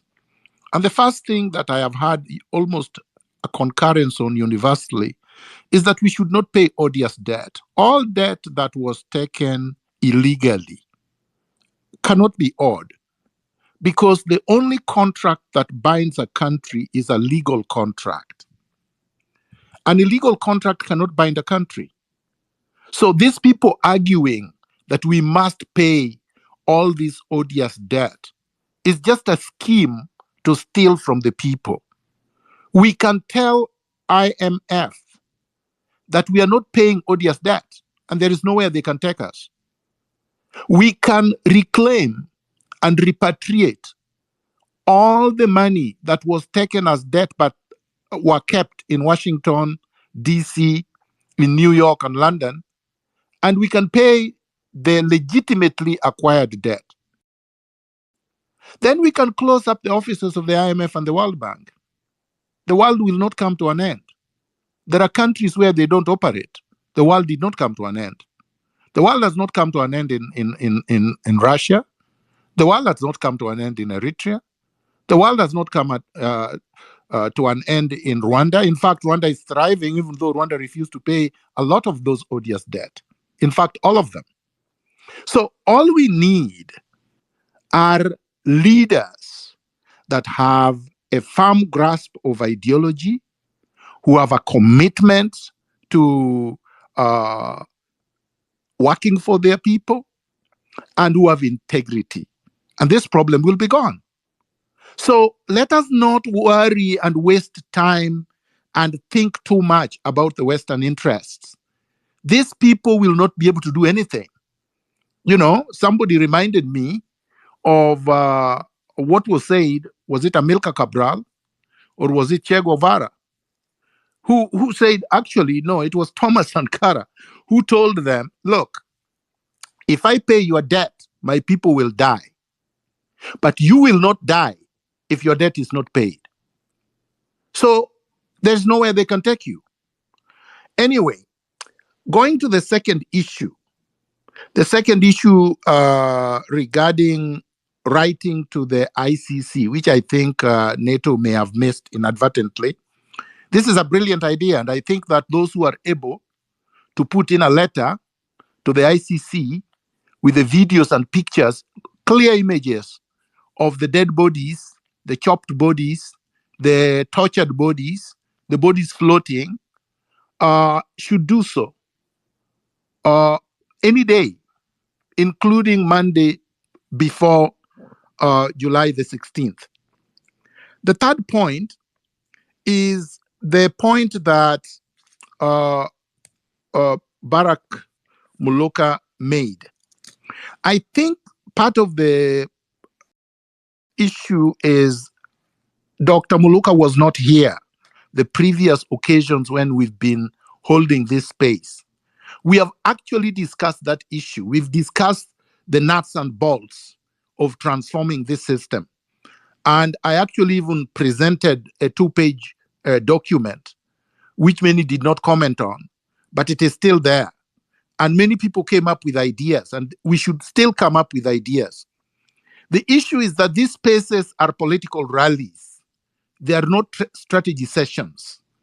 More than about 700,000 people listened live to our first space, and millions of people later on tuned in. So it's a political rally. You can't do strategy in a political rally. We are only hitting the red button issues.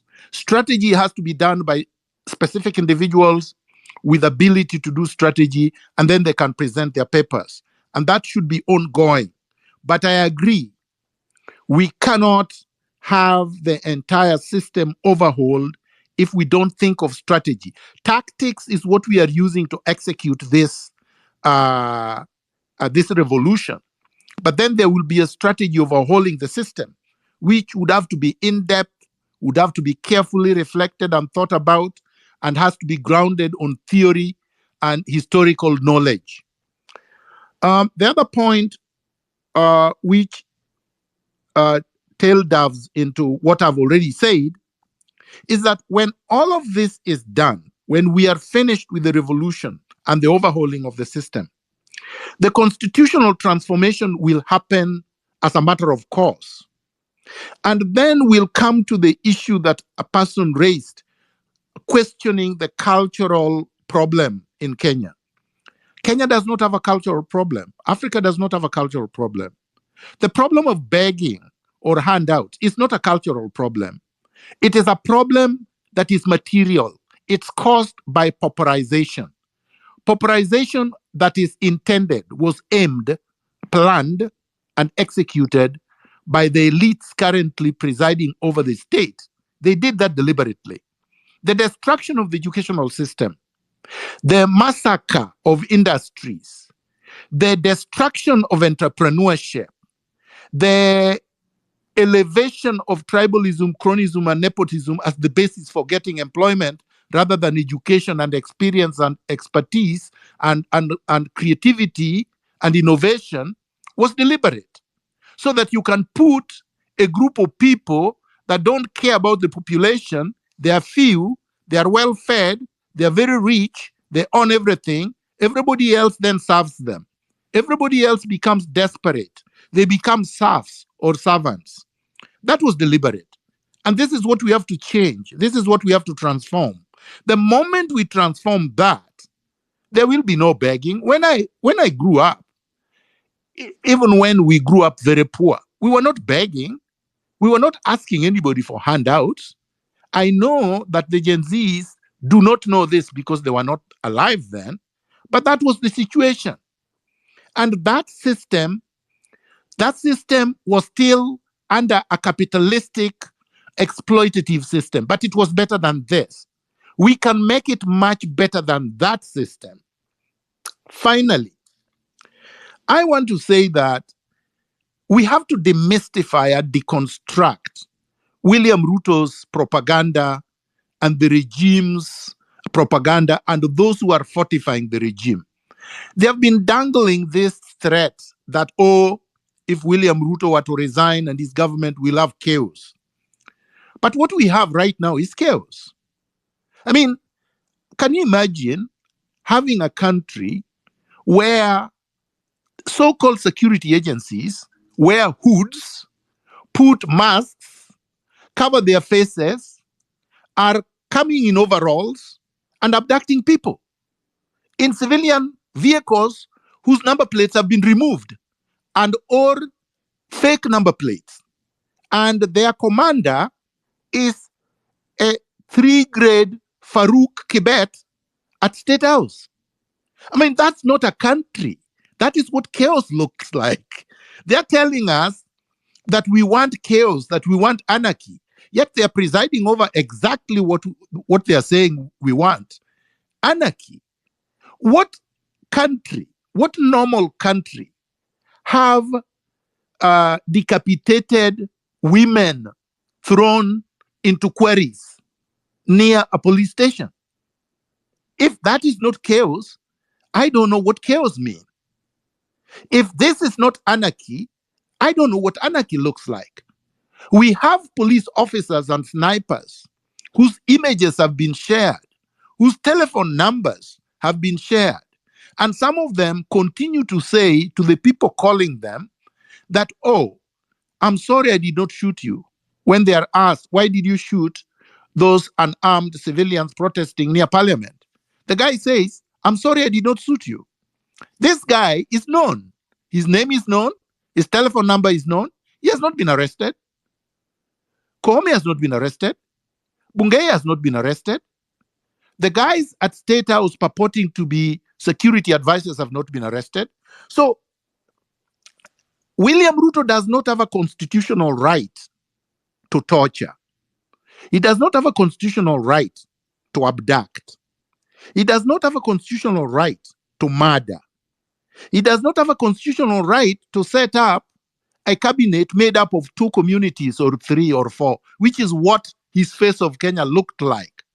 He does not have a constitutional right to appoint 52 PSS from 3 communities, for example. I mean, everything the man has done for 2 years is unconstitutional. The Constitution is very clear about how you are supposed to govern. The Constitution does not say that when you, quote unquote, win an election and assume power and you have problems delivering, then you come and pretend that you are forming a GNU, a government of national unity, so that you can pacify the country and make people forget about all these atrocities you have committed. So, in other words, in summary, what I am saying is that there is absolutely nothing unconstitutional that we are seeking. There is nothing chaotic that we are seeking. There is no anarchy that we are seeking, that we are sitting pretty on Article 1 and 2 of the Constitution.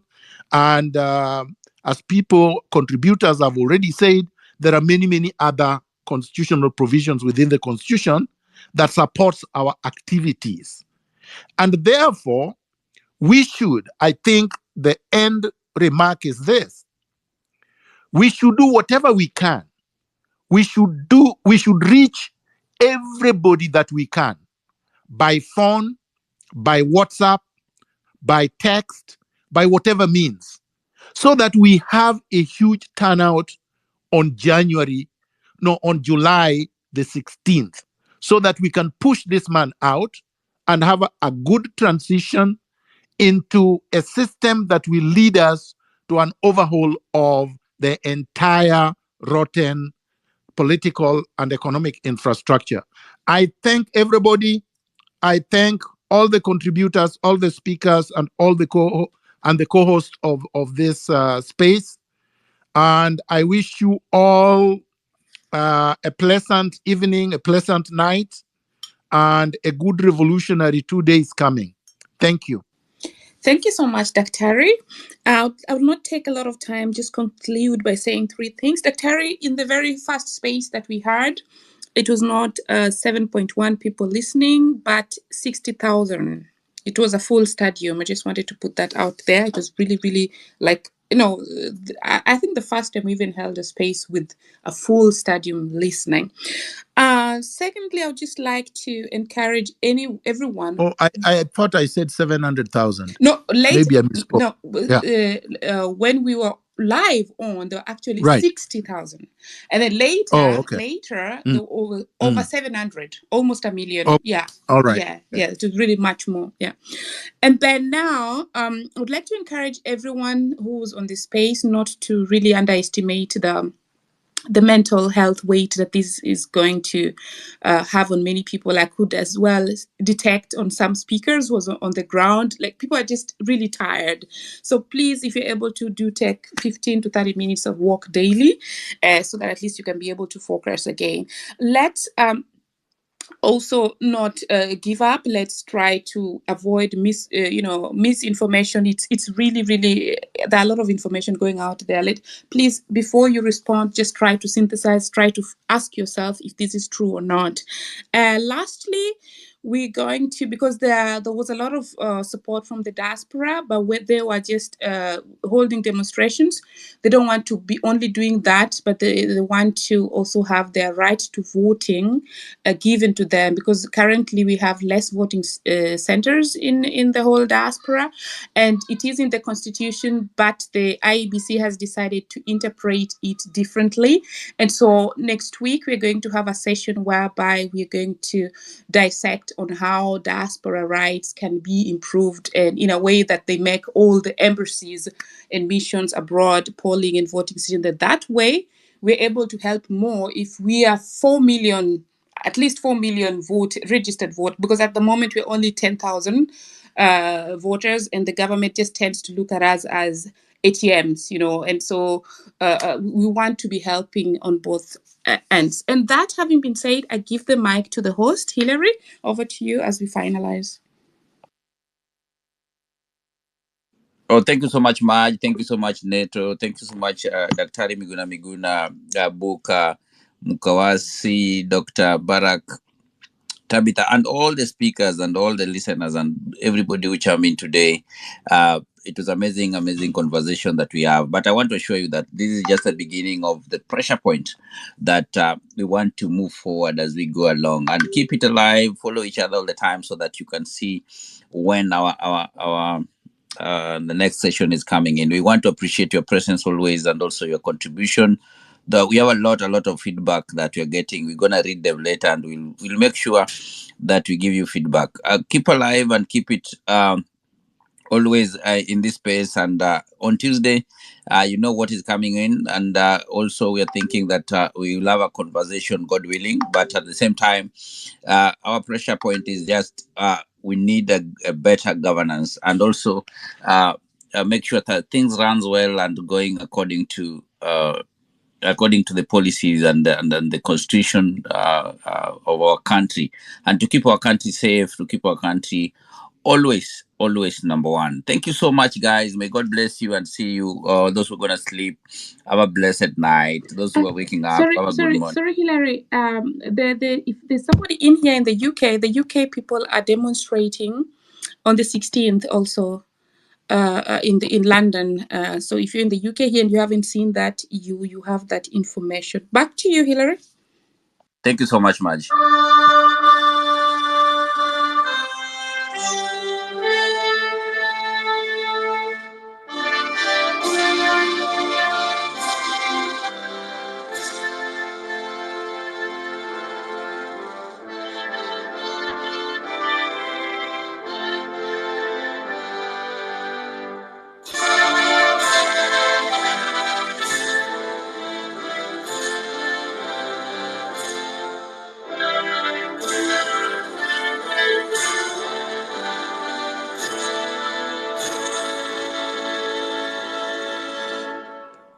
Bye.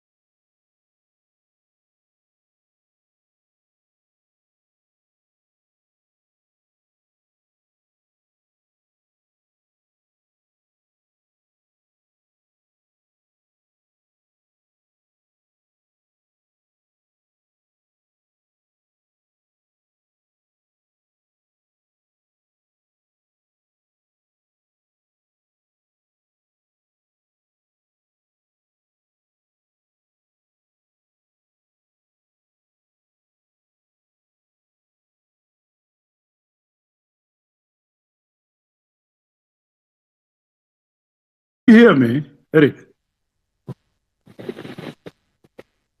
Hello? Eric, can you hear me?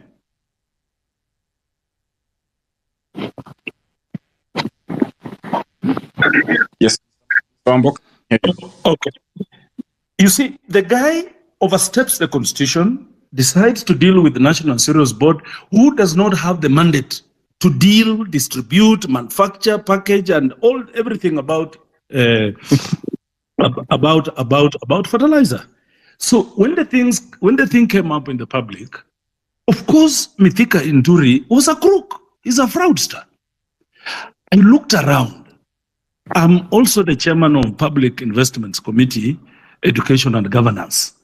So we oversight. One of my roles is to oversight government. So I decided to put in a petition, a motion to remove Mithika Inturi. And by the way, we successfully impeached Mithika Inturi. 149 against 33. That those members who were not in parliament that day, who wanted to vote virtually, and the list could have been even longer. They form a committee now to look at the merits and demerits of the motion. I was so frustrated. At that time,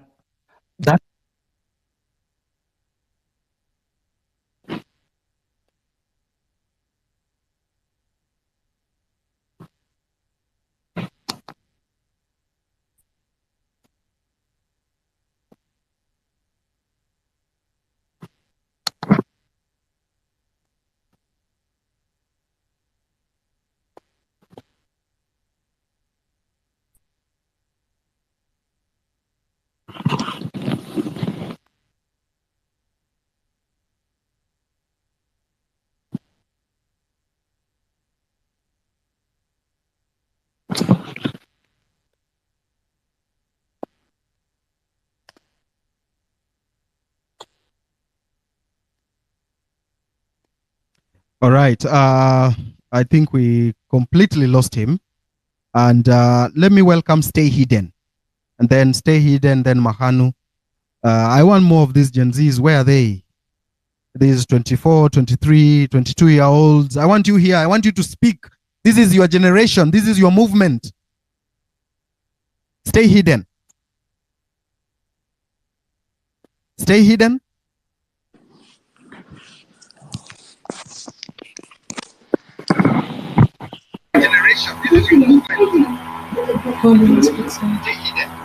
Am I audible?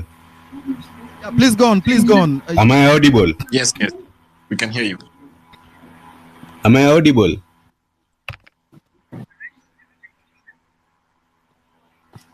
Okay.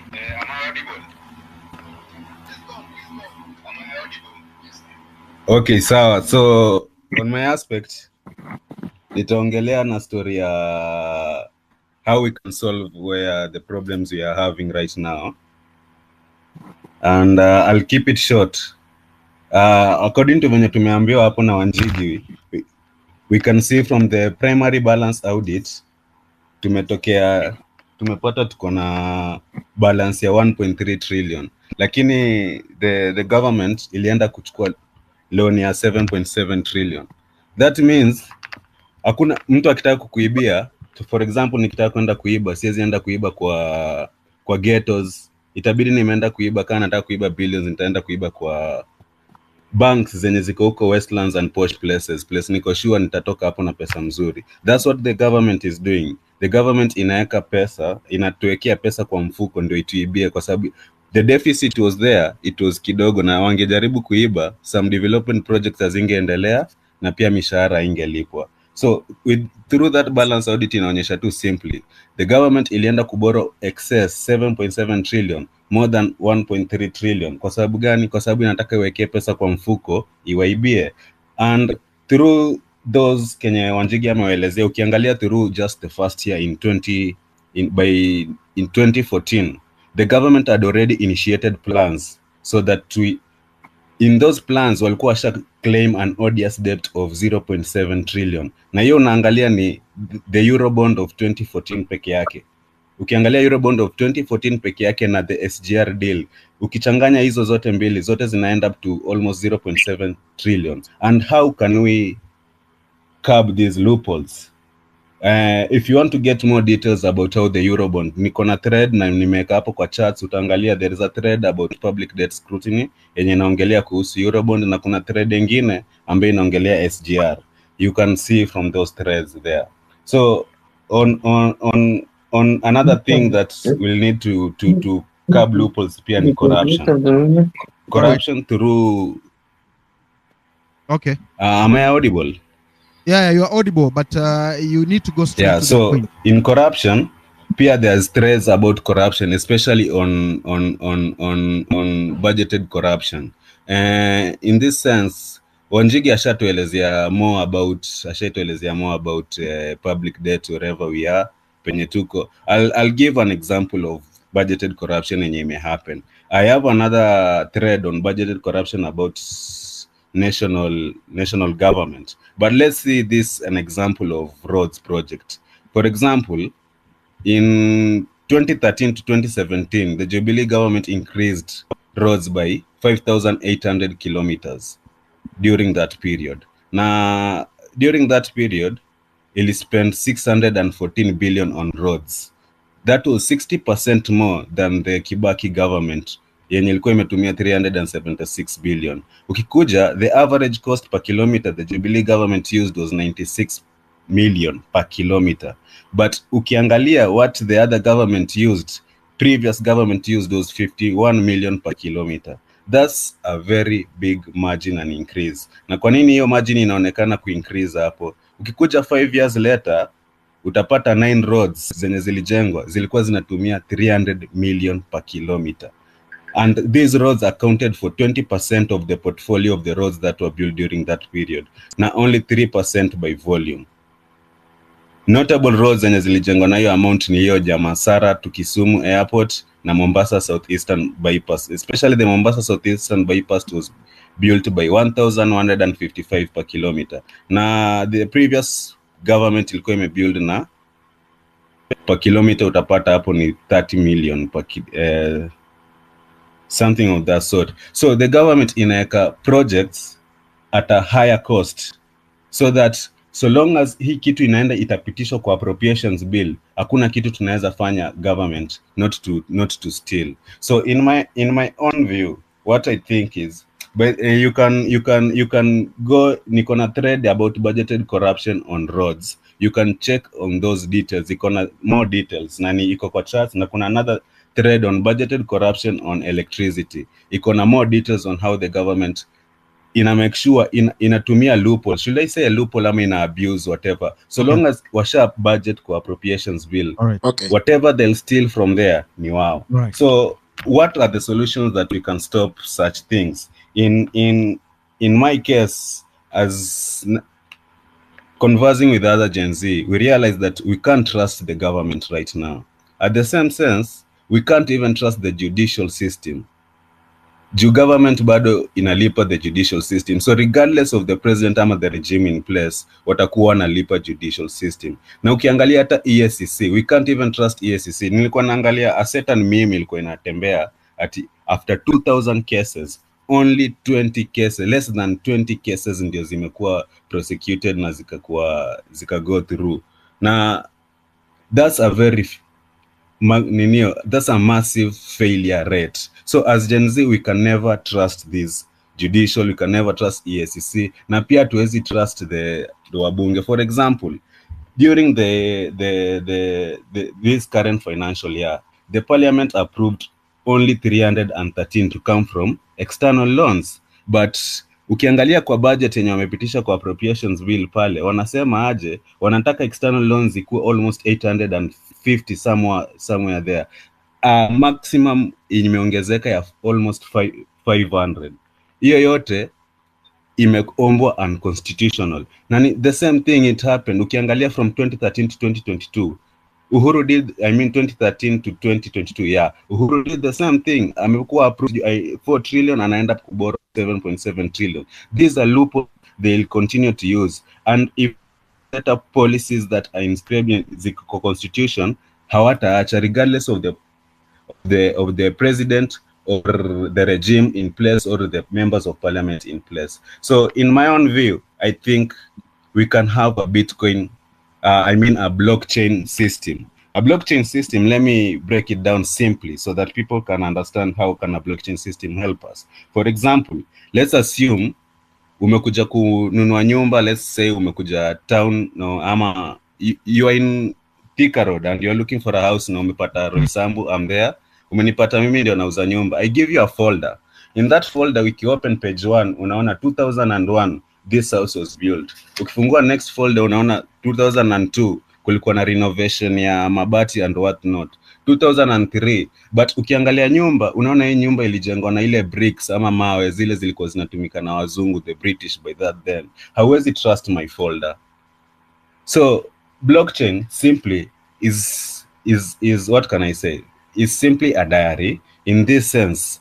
Kama nauza hii nyumba, so nyumba zote zenye ziko hapa tunaweka na diary na sio mimi peke yake. It's a distributed ledger in that mimi na watu wote wanaishi kwa hii kijiji tuko na hii diary. Na any renovation I make kwa hii nyumba na keep kwa hii diary. So mtu mwenye anakuja kununua hii nyumba akiangalia diary yangu anaenda kuconfirm with another diaries from other people. That's what blockchain does. Inakuwa distributed ledger from very many people. In case my diary has information that other diaries zenye zimerecord all those transactions haiko hapo, that means my diary iko compromised. So my diary itatupwa kwa system, itatupwa kwa hiyo chain. Zile blockchain zenye zina diary zina entries zenye zinafanana, they'll still remain in the empty chain. So in short, how can blockchain help us?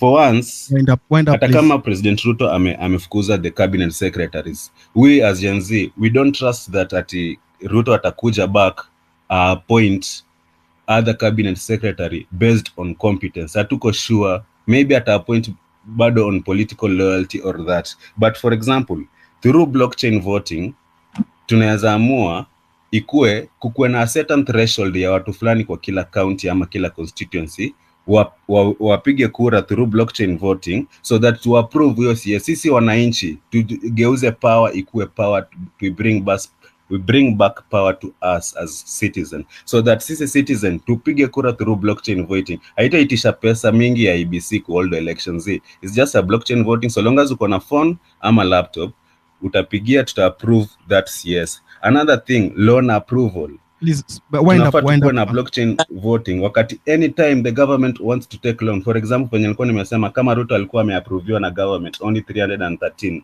loans.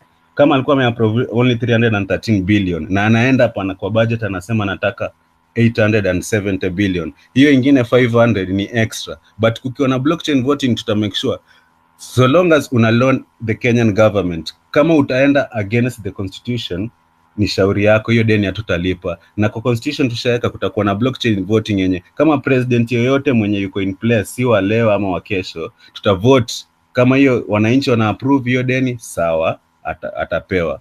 Kama wananchi hawa approve hiyo deni, hatapewa. Another thing yenye tunafaa tuvotie on through that blockchain voting, loan usage. Hiyo loan itumike wapi?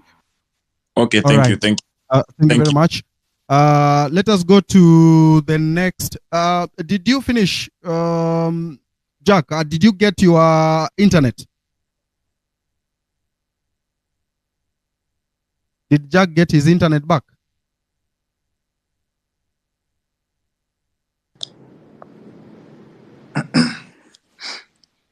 Jack, did you get your internet back? As we wait for Jack to finish what he was saying, where is KWANI? Where is KWANI? He's nowhere to be found. He's nowhere to be found. Yeah. Mahanu can go on. Okay. Thank you, Eric. Can you hear me? Yeah, we can go on. Thank you. Thank you for the invitation. My name is Titus Mahanu. I am I'm an advocate of the High Court of Kenya. I practice here in Nairobi for over 10 years now. I have been working in my own small way to try and dismantle these cartels that are tearing down our country. I've been doing my bit especially on issues that concern KEMSA, because I'm one of the service providers there. In fact, on the 22nd of this month, we have a huge case that involves the chairman and some part of the management that are demanding a bribe of 15 million from me before they can approve payment of the services that we rendered. A while ago, I saw the story being shared on Twitter, and I'd like to invite all Kenyans from all walks of life to keep on monitoring this. So back to the issue that concerns what we're discussing about. I'm going to talk about three issues. Number one, the Finland scandal. I've heard about the cries that the lady from Wasingishu is talking about. I understand that there is a criminal case that is going on, but we all need to understand that a criminal case will never lead to refund of that money. The most that is likely to happen is that those people that were involved, as well as the county government, are going to be found guilty, convicted, or probably ordered to pay a fine. But still, the money that was lost it is highly unlikely that the money is going to be refunded. So what needs to be done, because Eric and the viewers are asking that the real action that needs to be done at this particular moment is we need to put our heads together and file a recovery suit against the county government of Wasingishu, as well as Senator Mandago and all those scoundrels that were involved in this heist. So that is point number one. I'm also going to talk about, and perhaps we can get in touch with Eric and Cyprian so that we can put up a legal team. I am willing to be part and parcel of that legal team. I can see my senior Willis is here, and we can work through on this issue so that we can help those people that have suffered in Wasingishu. Number two, I'm going to talk about the public debt, and I'm going to pick it up from where Jimmy left. The state is so deplorable that we need to action this. What we need to understand is that all judicial authority in our country belongs to the people. And the same way the Gen Zs have come up and they have forced the withdrawal of the finance bill, the people in this country can also come up and demand that the judiciary must exercise the judicial authority in a manner that is in line with the Constitution. I believe that systems are always designed to deliver results. So when you see a system like the judiciary failing to deliver results, that means someone is tampering with the system to make it work that way for their own selfish gains. So we need to start demanding that the judiciary must rise up to the occasion and conclude these cases. In order to assess this issue of the public debt, I suggest that we need also to put up our heads together and perhaps file a composite suit, because the Constitution allows us to seek declaratory orders, to seek stay orders, to such an extent that we put to halt the payment of this debt to allow for a forensic audit so that we can really understand how did we get ourselves to this point. Okay, How did so this... just on, you said it is possible to put a suit as as citizens. We can fundraise and fundraise and put a suit. Absolutely, Eric.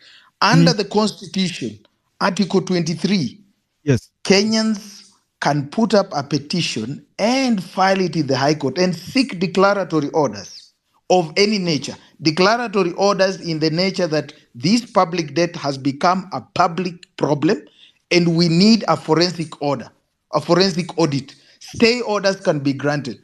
And I have also heard Jimmy saying that there are lawyers who are doing pro bono cases in foreign jurisdictions. We have what we call, in law, we have something called extradition proceedings. We can get orders in our courts and register in those countries that concerns these fellas who have put up these debts against us for purposes of also getting stay orders from those countries. So this legal process is a very strong weapon that we can use at this particular moment. And I can tell you we can get stay orders at this point. Remember, the issue of the public debt arises from the law of contract. And under the law of contract, we have several doctrines that can assist us in the circumstances.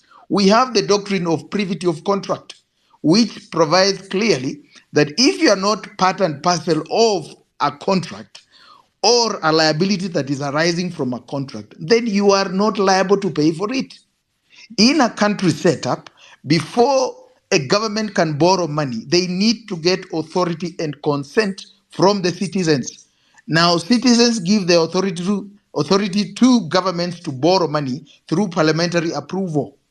Just like in a situation of a company, before the directors and shareholders can act on behalf of a company, they must get authority from the company shareholders under seal. So similarly, even in a country, before a government can borrow, it must demonstrate that it got approval from the citizens. So we citizens can invoke the doctrine of privity to contract, and on that basis get stay orders to halt the payment of this public debt pending a forensic audit to ascertain exactly what happened. Of course, the other doctrine that will help us is the doctrine of ex-tupi, whereby if an act arises from an illegality, there is no way if you are part and parcel of that illegality, you may want to benefit from it. So IMF, the Paris group, the London group, the Chinese, and the Eurobond, how it's being manipulated, cannot purport to benefit from this illegality if for sure it has been demonstrated that the manner in which these debts came to be is not according to what is contemplated in our laws. And almost as I conclude, the doctrine of estoppel can also come in and assist us in prosecuting this case. So as we think about the way forward, we need, of course, as citizens, to start asking questions about disclosure of the contracts that led to these debts. And through this forum, which we have demonstrated that is a very powerful forum, we can get this information. So all the professionals, or everyone that is in this forum that is concerned, needs to start doing their bit so that we can get this information. Let us start, probably, Eric, the next session we are having. Let us also have a status update of the matters that we want to progress insofar as this debt is concerned. Let us try to come up with a number of professionals, lawyers, accountants, auditors, so that we start compiling materials for purposes of getting these court orders. So that is what we need to do. Thank you very much. Thank you very much. As I conclude on the issue of the status of the revolution, 2 minutes, 1 minute, yes. Eric. Yes. As we continue championing on this issue of our revolution, we need to identify short-term and long-term goals. Short-term goals, as the president gears up towards appointing a new cabinet, we need to continue demanding that so many heads need to roll. We need to revamp our state corporations. We need to ensure that these people who are currently serving as state corporation heads, the CEOs, the board members, and the chairman, these people need to go. We need to have an overhaul. We need to start afresh. And as new people are brought into office, the first thing is we need to make public service, we need to decommercialize public service. We need to put up demands to the extent that if you're coming to serve members of the public, you should be paid according to your job group, based on your credentials. If you are an MP, if you are a cabinet secretary, if you are a CEO of a state corporation, if you are a chairman, if you are a board member, you should be paid your remuneration based on your job group. And job groups are defined by your level of education. That is the only way we are going to decommercialize public service. And as we demand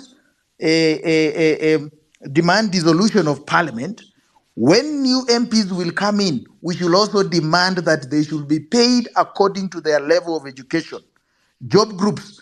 Let us have a scenario where if we have an MP who has not gone to university or doesn't have any certificate, you should be paid just like a janitor. So that you can, if you want more salary, you should be encouraged to go back to school. That is the only way we will be able to demotivate this thing And slowly by slowly, we will get people who want to serve Kenyans. Thank you so much, Eric, and let's keep on engaging. Thank you very much. Thank you very much. As I hand over this chance to Jack, the young man called Chwani wants to tell us something. Can he tell us what he wants to tell us? Chwani?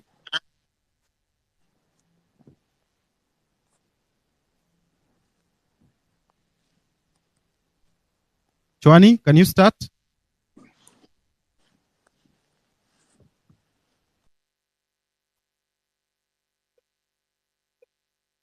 Can you start, please?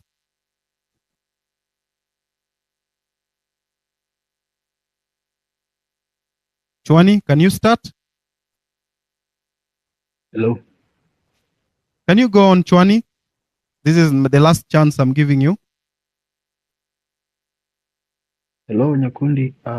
Can I speak? All right, consider that chance gone. Let me talk to Jack. Jack, you were saying something about fertilizer and the contaminated sugar and the cancer that we are going to experience in the next many years. What is this? Jack?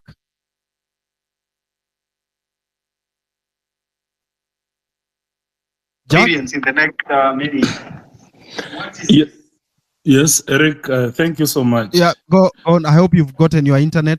We want to finish this very fast to give others an opportunity. You are talking about fertilizer and the contaminated sugar that Kenyans are taking. Kenyans, you are taking contaminated sugar. You are facing years and years of cancer. That is true, Eric. Mithika Linturi brought in contaminated sugar, and it's like life is moving on as usual. We are having. Hello, can you hear me, Eric? Yeah, go on, go on. Your internet is the problem, but go on. We are going, very sorry we lost the people like Keuna. And in the near future, we are going to have a disaster because of the contaminated sugar that came in under Mithika Linturi and went to the market. And the president is laughing about it. Everything is normal. Life is going on in Kenya as usual. That one aside, we have a fertilizer scandal. A minister brings in fertilizer, and fertilizer that is not fertilizer, that is mixed with maram and cow dung. At the end of the day, the net effect is that the production, the food we are going to harvest this time, I was at home, you have a cob of maize that has hardly less than 10 maize tablets on it. It is a disaster. So when I realized this, I'm also a chairman of Public Investments Committee, Education and Governance. My work is to audit government, is to put government into proper checks and balances. I was so pained because I come from a farming region. Bomola is a farming region and largely Western Kenya.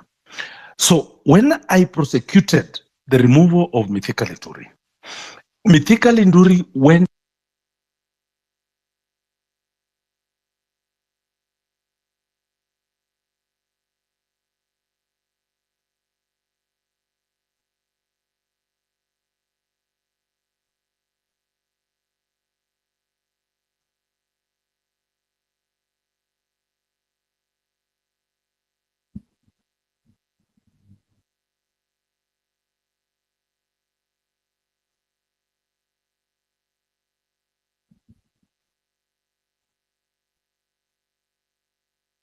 Hello, Cyprian. Are you able to get him? I can't get him. Can you hear me? Eric? Your internet is the problem, sir. Eric, can I have 2 minutes? Let him finish. As I finish, Eric, Mithika Linturi must be prosecuted for the crimes he's had against the Kenyan people. And the How Kenyans are you planning to do that, sir? There is a case in court already by Law Society of Kenya. by Law Society of Kenya, where we are enjoined, and it's coming up that he blatantly went against the constitution. Yes, we have a case. Kenyans have a case against him, and we must prosecute Mithika Linturi, and we must move it to the logical conclusion. As I support the Gen Z for what they have done up to now, I want to vehemently oppose an idea that is coming up of dialogue. An idea, you see, what the political wing has not achieved for so long because of mixed interests, this generation has done it in less than weeks. Yesterday, I was with Raila Amolo Odinga, my party leader in Azimio. I was with Kalonzo Musyoka and all the Azimio brigade, and I told them, don't interfere with these young people. Let them finish that which they started. We cannot dialogue with William Ruto when now we are getting bodies, young people whose only problem and mistake was to go on streets and voice what.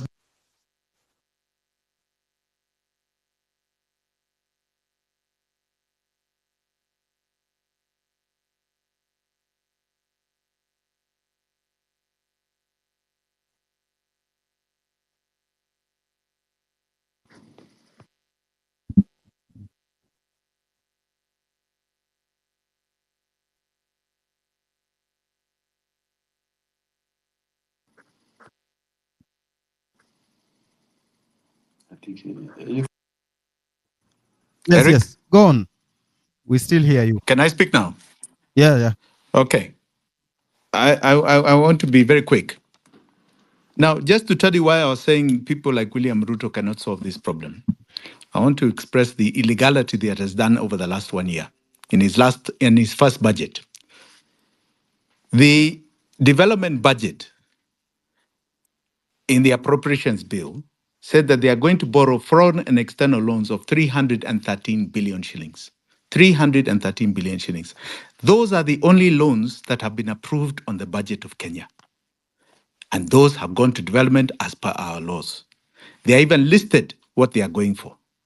In the last 1 year, that ended June 30th, his first budget, he ended up borrowing 1.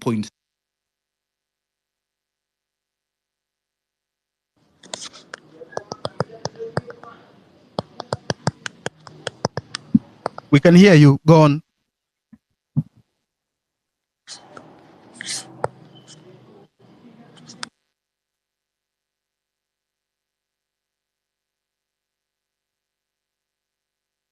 And I repeat, they are in a conspiracy of a Ponzi scheme. And I again repeat, KCB, Co Bank, and Equity Bank,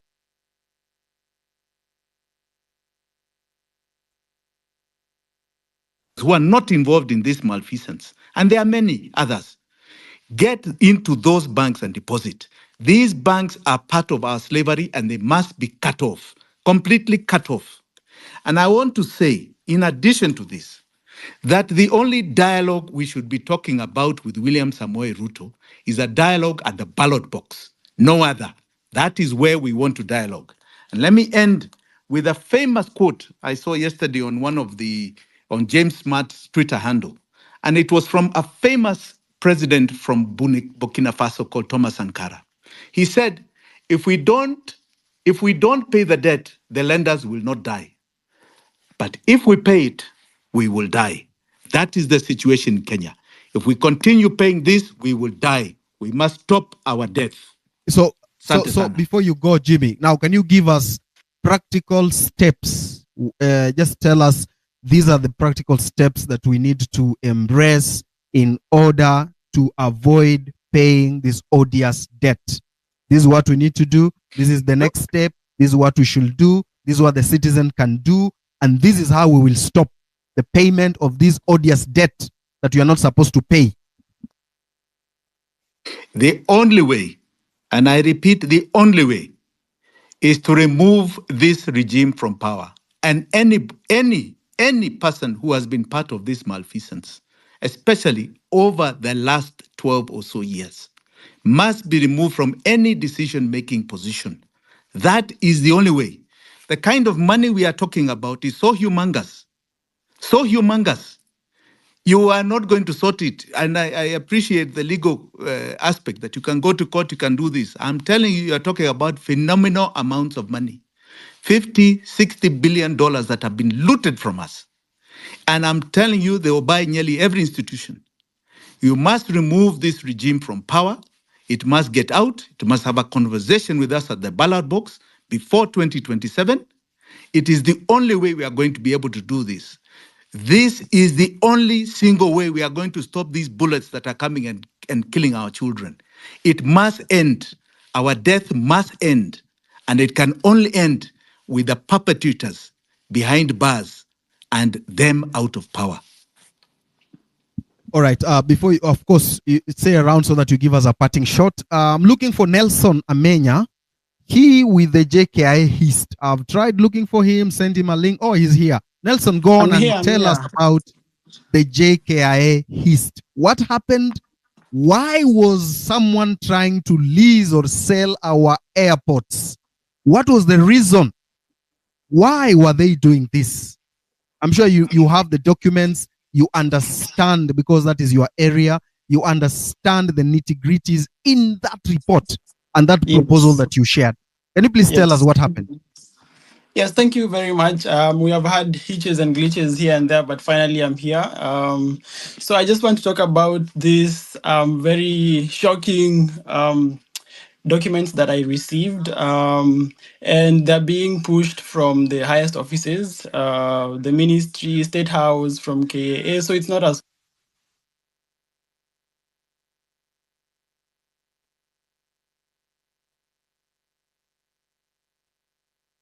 they can be able to trace them.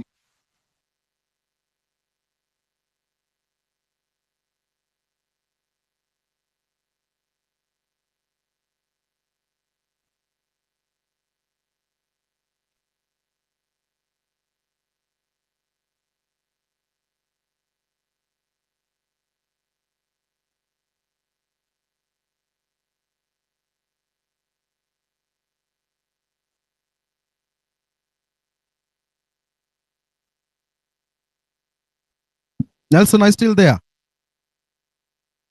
Sorry. I think I was muted. So I was saying, if you go to the PPP Act, the way we are supposed to do projects, public projects, number one, you're supposed to do bidding.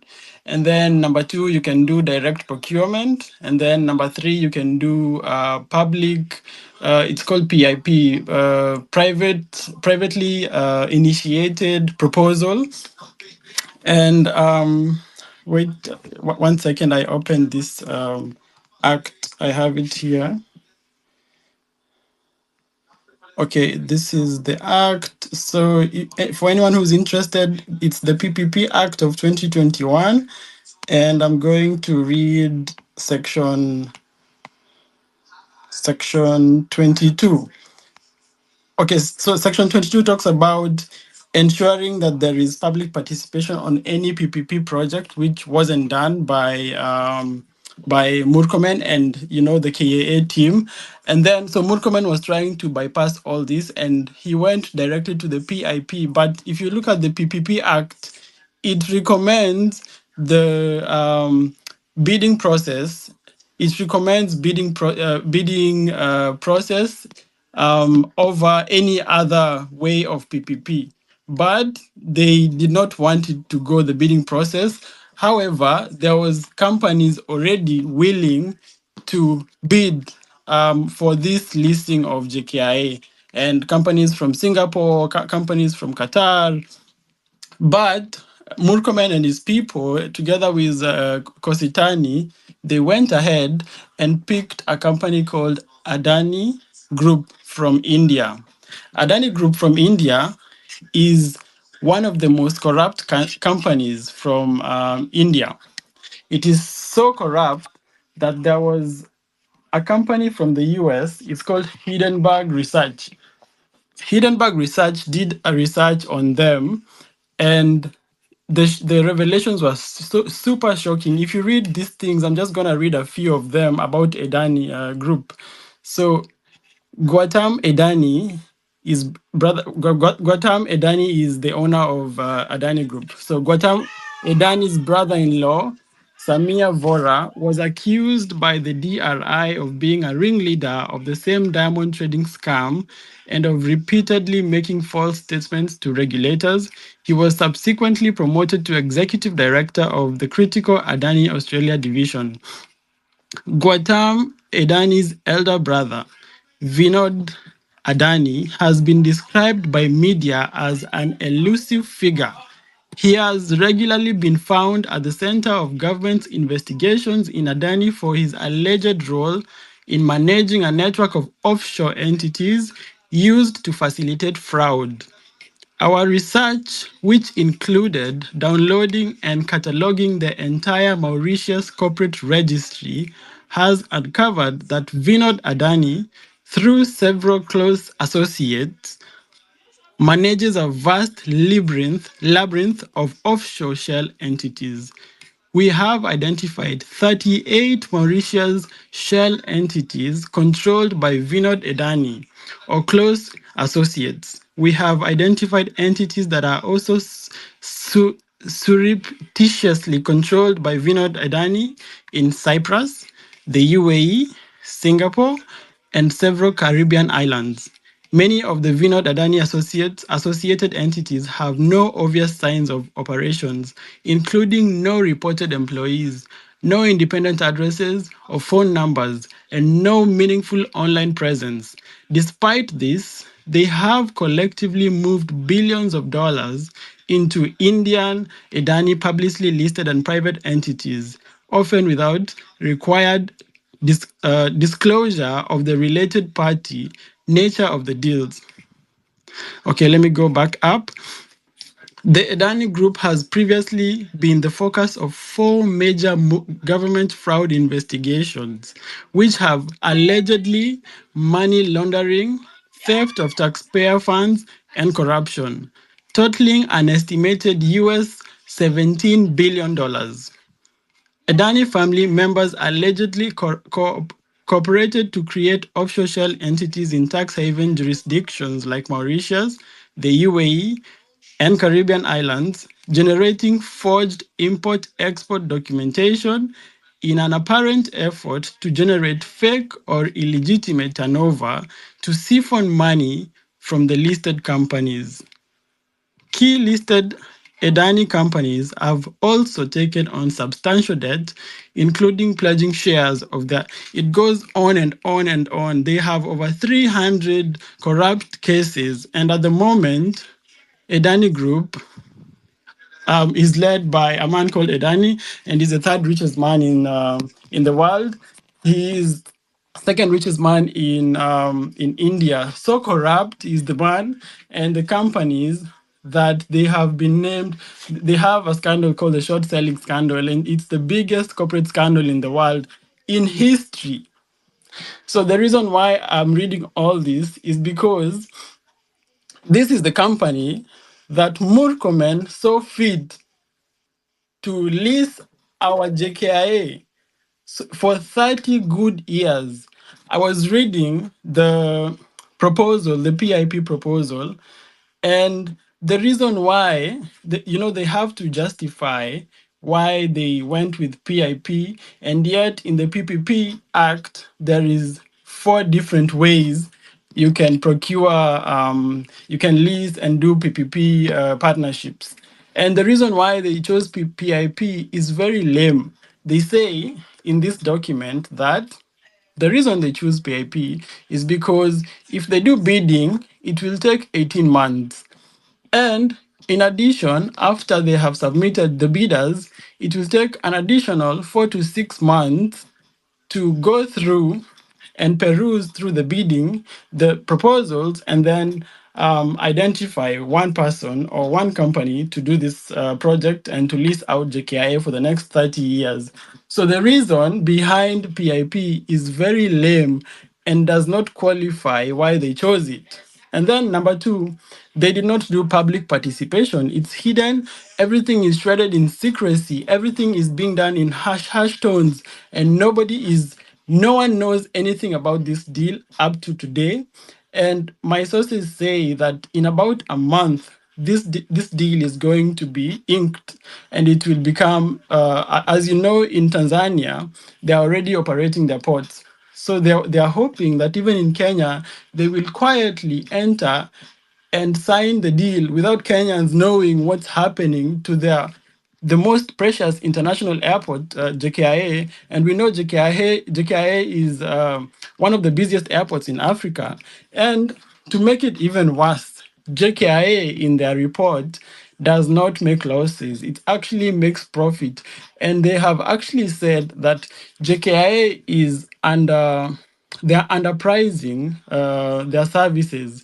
If you compare it with Addis Ababa, Addis Ababa is about 50 to 60% more expensive for carriers to run their operations in Addis Ababa, to land, all these landing fees. If you compare with JKIA, and they propose that they will double the prices in Kenya. If you double the prices of JKIA alone, last year they made about 13 million US dollars in terms of profit, and about 90 million US dollars in terms of revenues. So if you double, it means JKIA will be going towards 160 million in terms of revenues and about 26 million in terms of profits after you've deducted all the operations and everything. So this alone shows you that JKIA is not haijalemewa.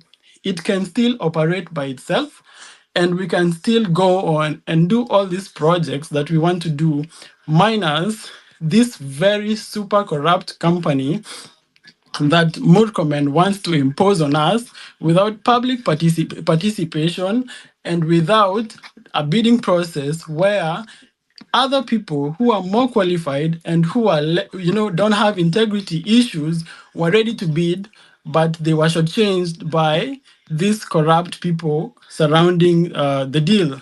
And they don't want people to know this. This is why we have to speak out about this. And then another point is that, so they use an SPV model, which means that they will create a company in Kenya, which will be running the operations.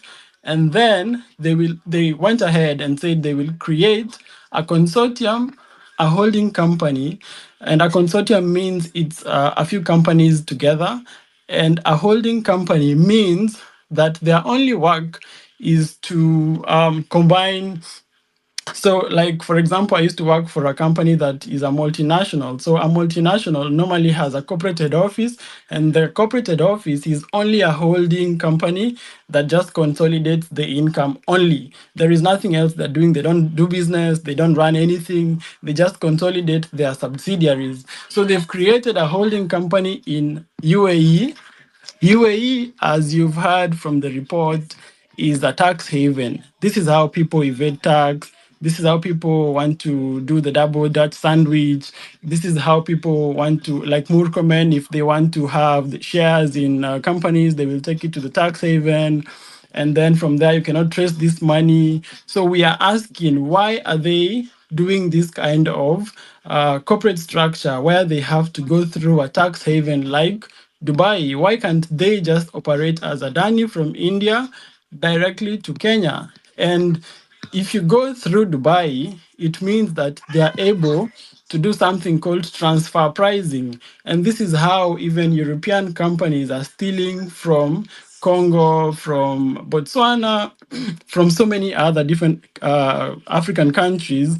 They steal from these countries through transfer pricing. So how it happens, if, for example, Adani says they have a patent, intellectual patent, or whatever patent they have, they will come and say that Adani is charging the Kenyan SPV for such and such a patent.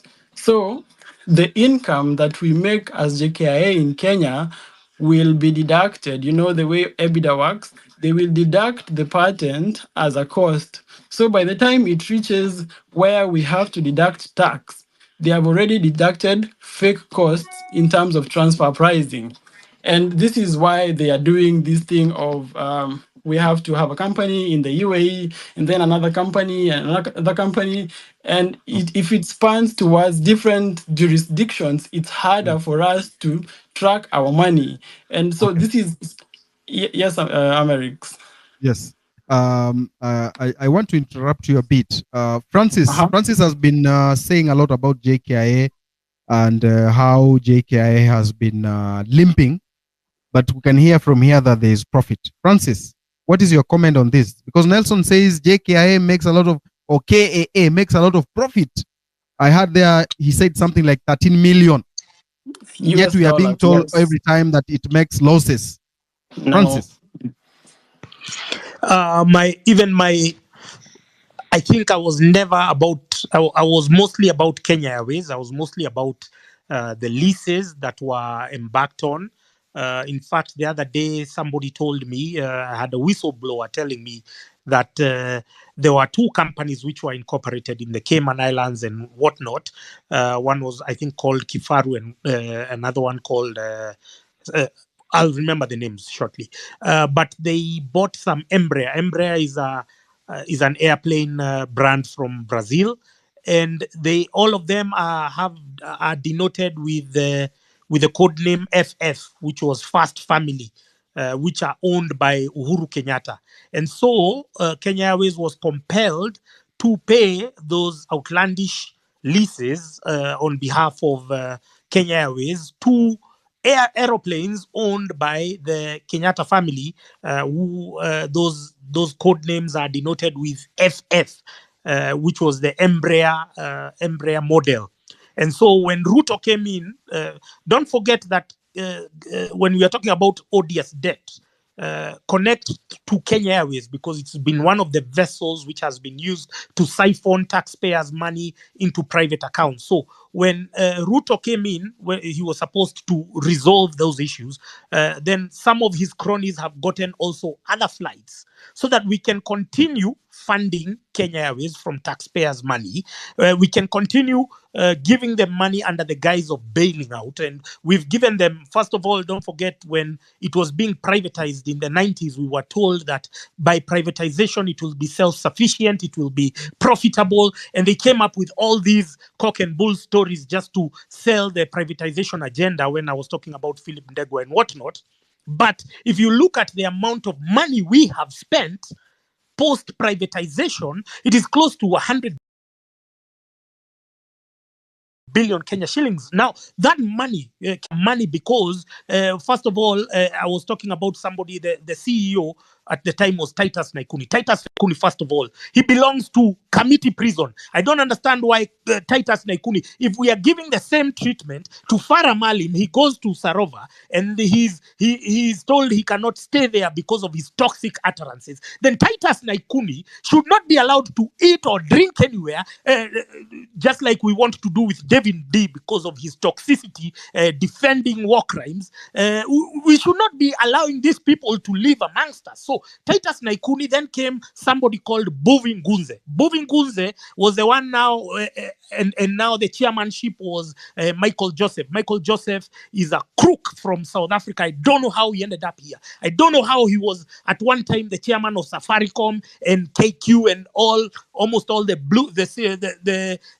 well-performing blue chip companies. But if you look, there is always a paper trail of corruption. Then Jeremy Mbuvin Gunze was the CEO of Kenya Airways when they were being bailed out with billions of shillings of our taxpayers' money to pay for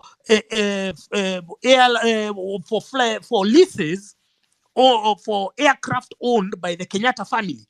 And his brother, you can't make this stuff up, I kid you not.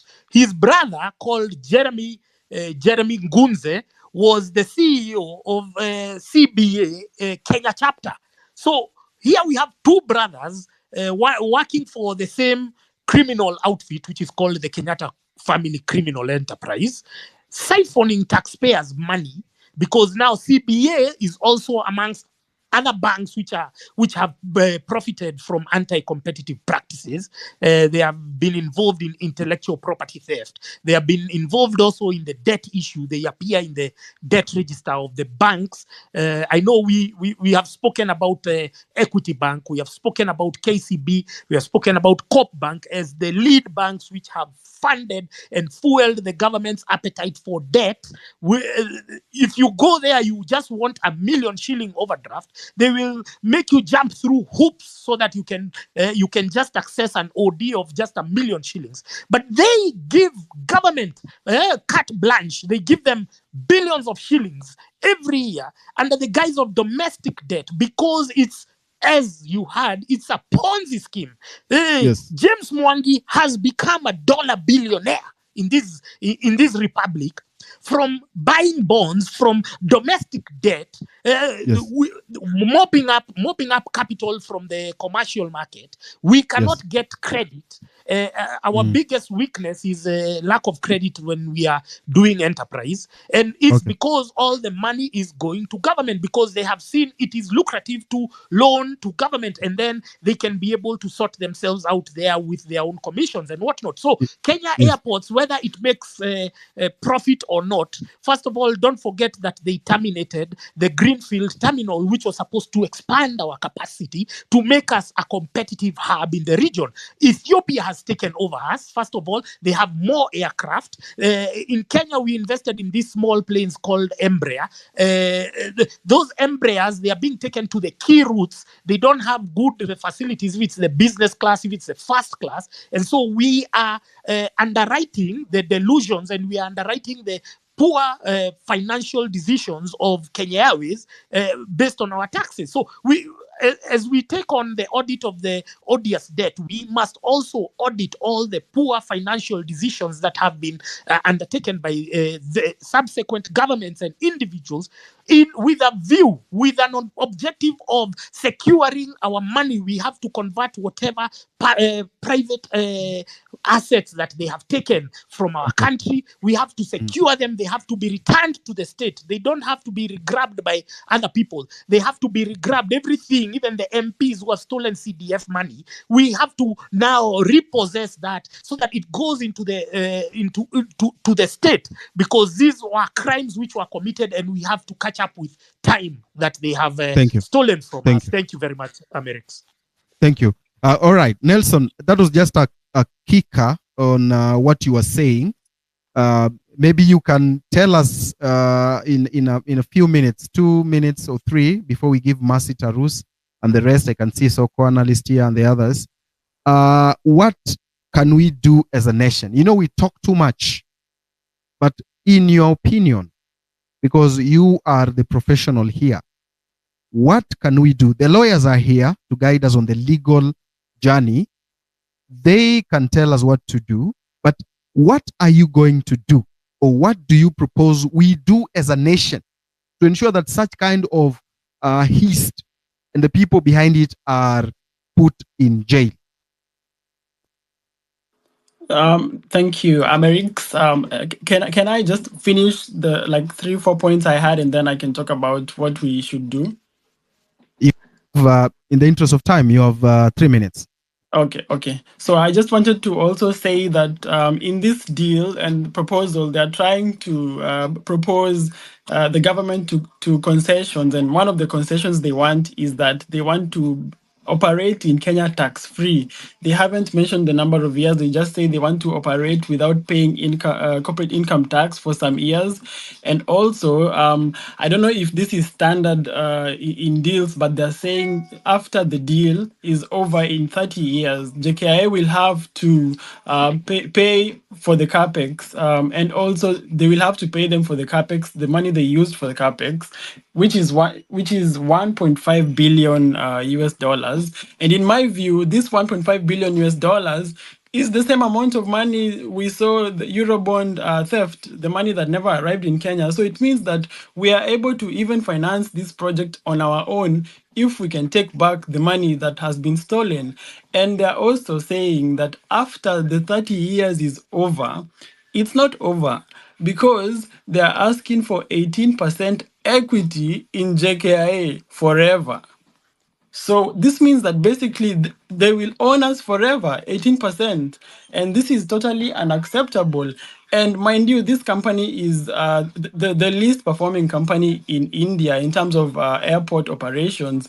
And their biggest project is called Navi Mumbai. It's their only biggest project that you can compare to JKIA. The rest you cannot, they're too small.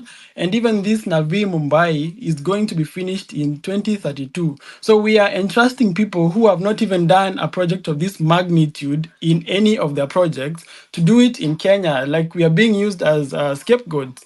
So, and your question, Amerix, about what we need to do is it's very simple. We need to make a lot of noise, and also we need to start preparing to take over these positions. We cannot just be in the outside and every day, we keep complaining about bad governance. We need to be the leaders we want to see. We need to go into those leadership positions. You have seen in the UK, they were inaugurating very young Gen Z leaders into the House of Commons. So this needs to happen also in Kenya. But at the moment, we need to increase the pressure. We need to occupy JKIA. We need to occupy all those offices until these things stop happening. This is how revolutions happened in the past. I've spoken so much about the French Revolution. It was the young people who went and demanded, their rights and demanded for what was right, and it happened. It's not easy. It can take a lot of time. It can take shorter time, but if we keep pushing, it will happen. And also, I have spoken about critical junctures. How in history, when a revolution happens, you have two choices. You can either go the side of whatever people are talking about, like Sudan and the rest, or you can go the path of prosperity. And this is what happened in France. This is what happened in England during the Glorious Revolution. This is what happened in the US. This is what happened in many other prosperous nations. They were at this critical juncture, a revolution moment, and they chose to go the right direction. So this is the moment that we as the young people, we need to choose which direction to take our country, to either reclaim it and go and become prosperous and to say no to all these things that are happening now, or to turn our eye and lose the revolution and everything that Jimmy Wanjigi has just spoken about to continue. So the choice is ours, but everything is laid bare on us. And there is a saying, as I finish, that I quoted in one of the spaces. It says, in every generation, we have our mission. So every generation has a mission, and it's upon us either to fulfill the mission or to betray the mission. So it's upon us today as the young people to either fulfill our mission of economic liberation and independence in Kenya or to betray it. Thank you very much, Nelson, for that in-depth. There was only one person who had a remaining issue, I think because of network. I'll give them a minute or two. Mercy Tarus.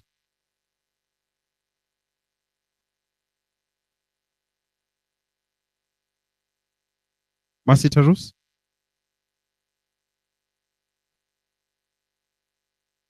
Yeah, go on.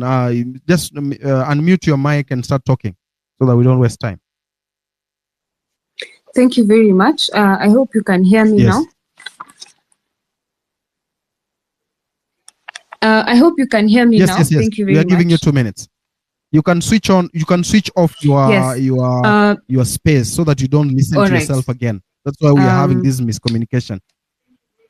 We are going to talk about the fertilizer scandal and bad seeds. What most people don't know, a colleague of mine has tried to talk about it, but what most people don't know is that this is the season that the fertilizer scandal came out. But last year, 11 months ago, there were bad seeds. People in Baringo were given seeds that after they planted, they only harvested cobs. Can you imagine that? So you guys, you need to think about, is this a sabotage or what is this? What is happening to the food security? Na ni vizuri, by the way, tufikirie what happens to that farmer when he's uko away from Nairobi. When these people came to do a community for and hear from the farmers, they were given a report walifaa walete Nairobi. Awase report yenye walipewa walete, they wrote that report and shelved it. And then the report that came to the Senate was not the report that they took from the farm. Now you can imagine this farmer has loans. Huyu farmer last season alikuwa sabotaged. This season amekuwa sabotaged. So inamaanisha ikifika next year umse hatakuwa na doya school fees. Sasa kuna food insecurity. A farmer whose main economic thing is farming, sahi hana food. Now, this is manufactured poverty. That is how they keep us in line. This person now has lifestyle diseases because of depression, stress. Anafaa alipe school fees, hana pesa. Last season haku harvest anything, this season hata harvest anything. Most probably next season, they will come up with something else to make that farmer remain poor so that they can depend on that MP, on that woman rep, on that governor, and all those leaders. But again, that is what the government does for you. As I finish, why are we here? It is because the people that have been put in those offices, they don't have merits. We lack meritocracy. Umse hajui policies zenye anafaa kufuata. You can imagine a whole CS is being asked if they know about that fertilizer. And what do they say? They say, my boss knows that there was fake fertilizer. And then first of all, before aseme hivyo, anakata anasema mimi sijui anything about fake fertilizer. Someone who is supposed to stand on such an important ministry. Again, integrity issues. So this person hana merits. This person does not know the policies because they don't have any merit to be in that office. And they do not follow the rule of law. So they have integrity issues. Medics, it is important that you know that the person who is chairing your Senate Committee for Health is Mandago, someone who is under scrutiny for embezzlement, fraud, corruption of 1.1 billion is overseeing your committee in the Senate. So that when you start asking why you're not being posted, why they want to not follow that CBA policy that you guys signed, you know who is behind that thing. We want the president to understand that being fired does not insulate you from prosecution. What were State House, kama mnasikia hii, go and tell Mr. President that we have said that even if you fire them, it does not insulate them from prosecution. Right now, we have food insecurity due to that fertilizer scandal, due to the bad seeds that were provided to the farmers. And now we want to sit pretty and look pretty as if nothing is happening in the country. Repentance, Mr. President, without restitution is just hot air.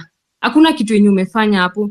Sasa umse ameenda amefanya kabineti yake, hiyo haina shida. But sasa aliwafanya very ceremoniously. Amewaita mkutano, amewapea food, wamekaa hapo, wamediscuss vitu zao, alafu after a few days ndo anakuja anatuambia, by the way guys, I fired these people.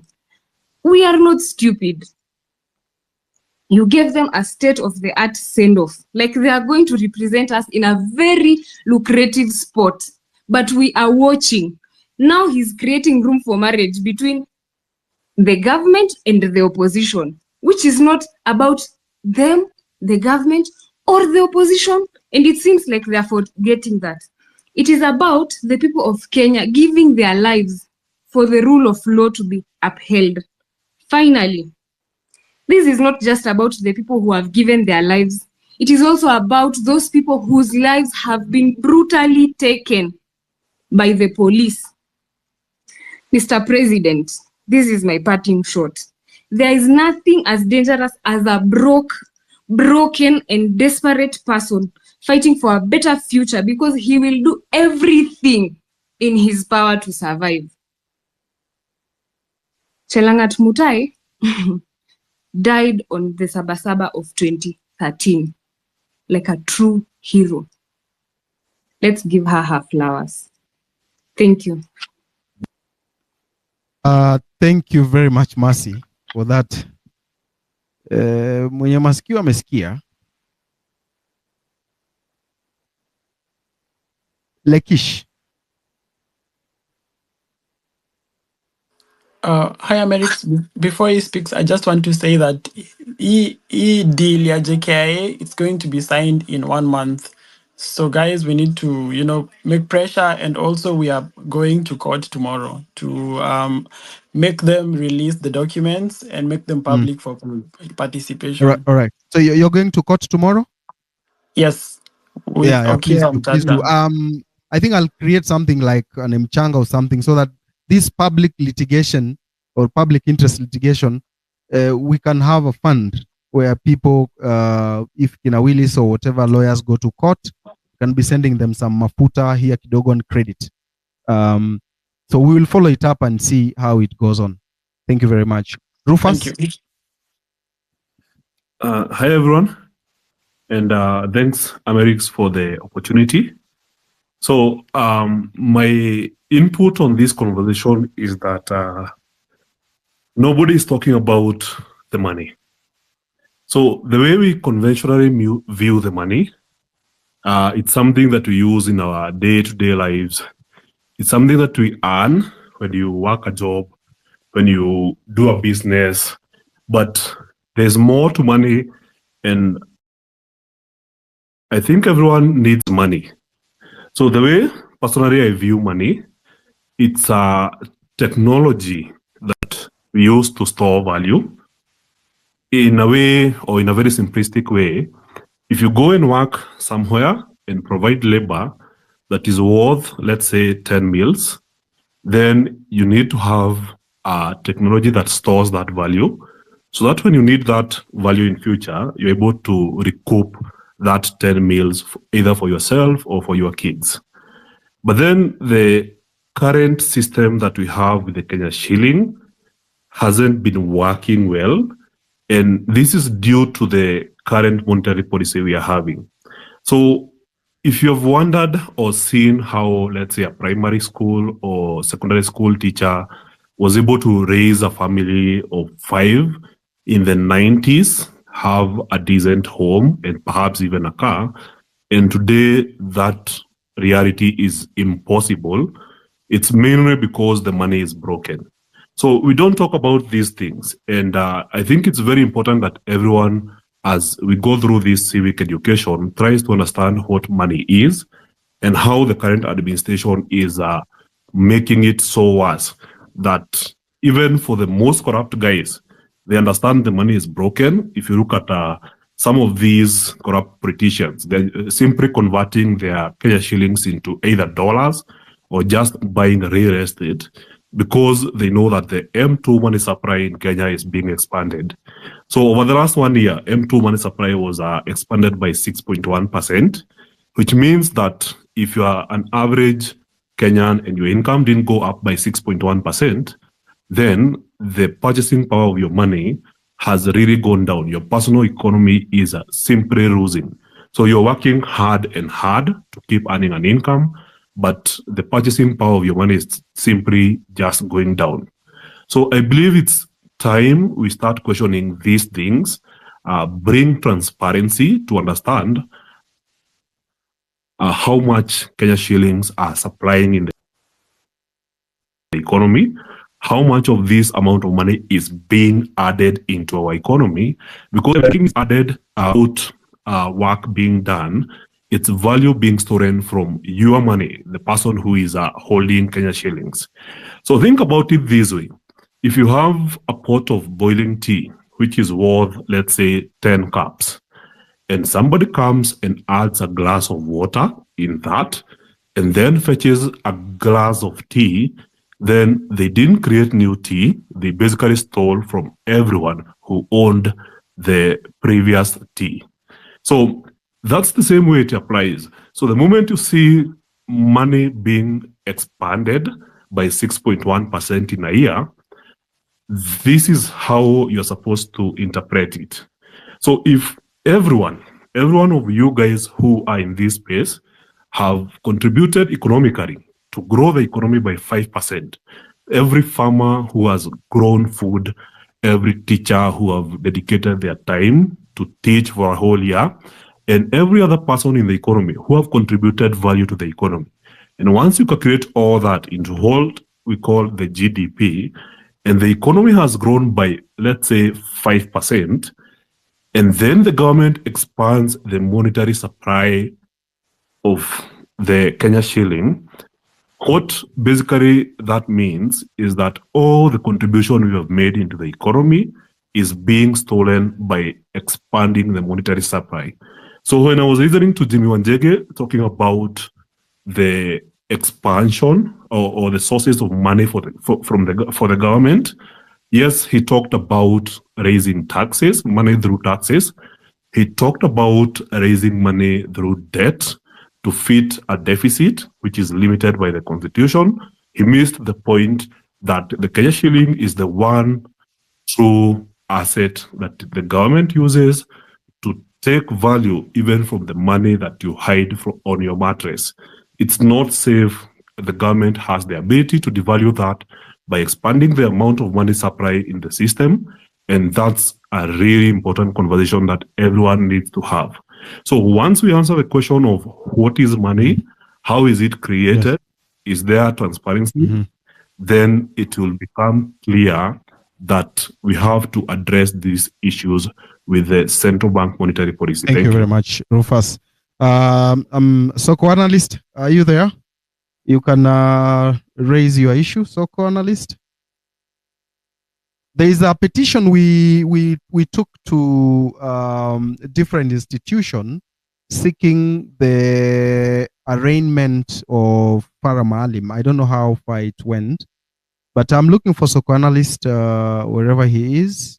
If he's not there, you can give this opportunity to this young man called Milton. Milton, what do you want to say, sir? Welcome. Thank you so much. There's something that I've been really thinking about. Whenever we've had this citizen assembly, we've always had some members of parliament also coming in. Another conversation, I really concur with what Jimmy said about our debt, and I just think the best thing is just to default. But now, on top of that, our recurrent expenditure is something that is a very huge thing to this small country. Yeah. So I was thinking about this, and I wanted maybe Willis to advise us. Yeah. How do citizens come up with a referendum? Because at the moment the country is ripe for it. How do we come up with a referendum? The IBC is going to be formed and wherever. How can the citizens come up with a referendum? Because we are paying people too much, and the country can't sustain that. And also, I think we are also paying the so-called Wakora a lot of money. And then I don't know how we are going to also balance the issue of integrity in leadership, because most of the time you get that we like most people vie in Kenya so that they get protected. You find a member of parliament maybe has been involved in cases of money laundering, or maybe a foreign nationals gold and such, like criminals. Most of them usually vie so that when they're members of parliament or they're in leadership, it's at least easier for them to maneuver the cases. Because when you're a member of parliament and you're a criminal, there's a say, someone once told me that the government loves criminals in this way. If you're a criminal, so for example, let me say someone like John Waluke, that is a vote for the government in any bill they will bring. Whether they say that tomorrow, like we are supposed to like behead everyone, he will vote yes. Why? Because he knows that if he doesn't vote yes, the next minute the DCA will be there, and wherever he'll be accused even of terrorism, right? That is the country we are living in. So the issue of integrity, how are we going to balance it next time so that people who have very bad like reputation and all that stay are prevented from vying? Maybe Willis can tell us about that, because that is something that it has been really traumatizing me most of the time. I keep thinking about it, because if we don't solve the issue of integrity, we are still going to have animals, not even human beings, very bad animals in parliament. And with that, they will always, because they will always be representing us, they will always vote for the wrong things because they fear being arrested. Most of these MPs, even senators who maybe they were in opposition and joined the government side, most of them, if you dig down, you will find out that someone ate something at KPLC. Someone was caught with there's a police officer who told me last year that there's a certain member of parliament who he jumped from ODM to supporting the government side. He told me that they arrested him with fake money. Yeah, they arrested a certain member of parliament with fake money. So this guy, he has cases deep down. So he has to support the government in whichever situation. So maybe Willis can advise us on that, because we need to reduce salaries and we need integrity to be something that we keep top notch. Thank you. All right. Willis will tell us that as we wind up. So, co-analyst, 3 minutes. Amerix, thank you very much. I don't have much to say, but one, I would like to urge every young person in Kenya to get an ID so that we can actually be able to vote out these people come 2027. Then number two, we need to actually study and understand how to recall an MP, because I believe if we can recall 50 MPs, we can have the remaining ones and impeach the president. Then number three is we need to understand that Ruto loves criminals, because that's the only way he can be able to leverage against them and get what he wants. Right now, every person is actually very angry and bitter. So let us keep up the engagement. Let us educate our brothers and sisters in the upcountry. Let us talk to our fathers, our parents, our grandparents, for them to understand what is really going on. And lastly, we also need to say hello to EPRA, because they've gone behind and increased the road levy from 18 to 25 shillings, and this is very illegal. So as we plan for Tuesday, we also need to look at the hanging fruits so that people can actually realize that we are not joking and we are very serious. Other than that, thank you so much for Amerix and Cyprian for this space. Thank you very much. Thank you very much. Straight to the point. Willis, there's that EPRA, there's that levy that they have increased 18 to 25. Is it legal? Is that thing legal? It's obviously not legal. One thing I must point out at this point is that for all of us as citizens, what I like about this platform is that it brings everybody across the board. People who are working in government, people who have access to documents, people who have access to information. What we need to do as we are continuing with this struggle is encourage our people in those spaces to become whistleblowers. If you don't have the courage to speak openly, you can share this information even to Amerix, to myself, or to any other person who you believe has the courage of their conviction to speak out. Collect as much as you can. Your brother, your sister, your friend, your father, your auntie works in government, has access to what is going on. Please collect as much information as you can. You can hand it over confidentially to those who are courageous enough to face the public. Once we have this trove of evidence, we will be able to now take on this system. I say that because you find most of these complaints, they are actually illegalities. These are criminal enterprise that is going on in the country as we speak. And to take down that criminal enterprise, part of it is we must get it on the streets, but also if we are to use their system, we must use that court platform to expose them and to call them to account. Even the CSS who've been sacked, it cannot just go for nothing. Those CSS, some of them were complicit in criminal activities. They need to be charged. If the DPP will not charge them, if I have access to any evidence that implicates them or any other lawyer, and there's already a team of lawyers who are out here trying all they can to collect evidence, and they are willing to present cases in court to even privately prosecute those CSS to answer for these crimes. For those of our people who have been killed, those of our people who have been maimed, in as much as Comey has now resigned, Comey must still be called to book. In as much as Kindiki has been dissolved, Kindiki must still be called to book. Those lives cannot have been lost for nothing. They must answer for the criminality under the command responsibility as we know it. And I was suggesting to some of my colleagues, and something we are exploring, there's this concept of universal declaration, jurisdiction, that in as much as you may think that you control the courts in Kenya, I can be free to file a case against you in an EU jurisdiction that recognizes the criminal concept of universal jurisdiction. So if you're William Ruto sitting in Kenya, you think that you're immune to prosecution in Kenya. We are still free to even file a case against him under the command responsibility for these officers who have gone rogue. And we say, this unit has killed this many Kenyans. And you will see a warrant of arrest being issued against William Ruto in an European country or any other jurisdiction that recognizes the universal jurisdiction in place. Like happened when you witnessed when a court in, some small court in France one day issued a warrant of arrest against Kagame. It was because, I mean, look here, you are being mentioned adversely. There's evidence that seeks to imply, and they issued warrants of arrest for him to appear in that court. They managed to deal with that case diplomatically and to deal with the issue that you arrest. We must be able to also call our own to account, if not locally, internationally. And lawyers are able and they are willing to go this far to make So what sure is the first thing we will start with this week? I The heard first Nelson thing, saying he's going to court tomorrow.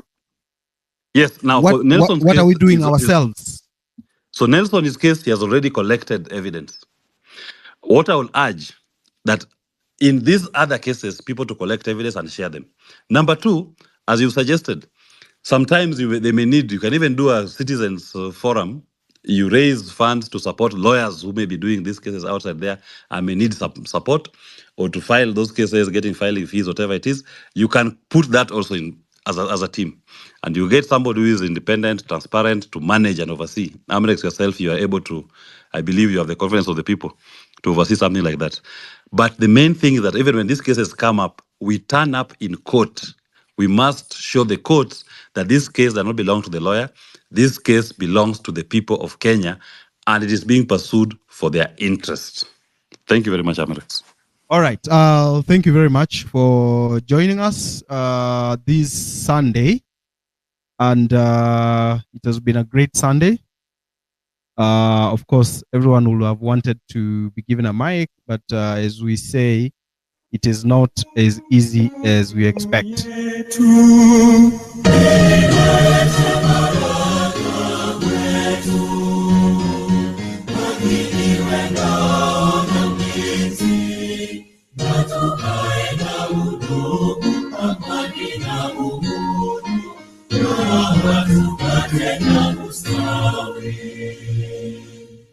Amkeni ndugu zetu, tufanye sote bidii, nasi tujitoe kwa nguvu, nchi yetu ya Kenya tunayoipenda, tuwe tayari kuilinda.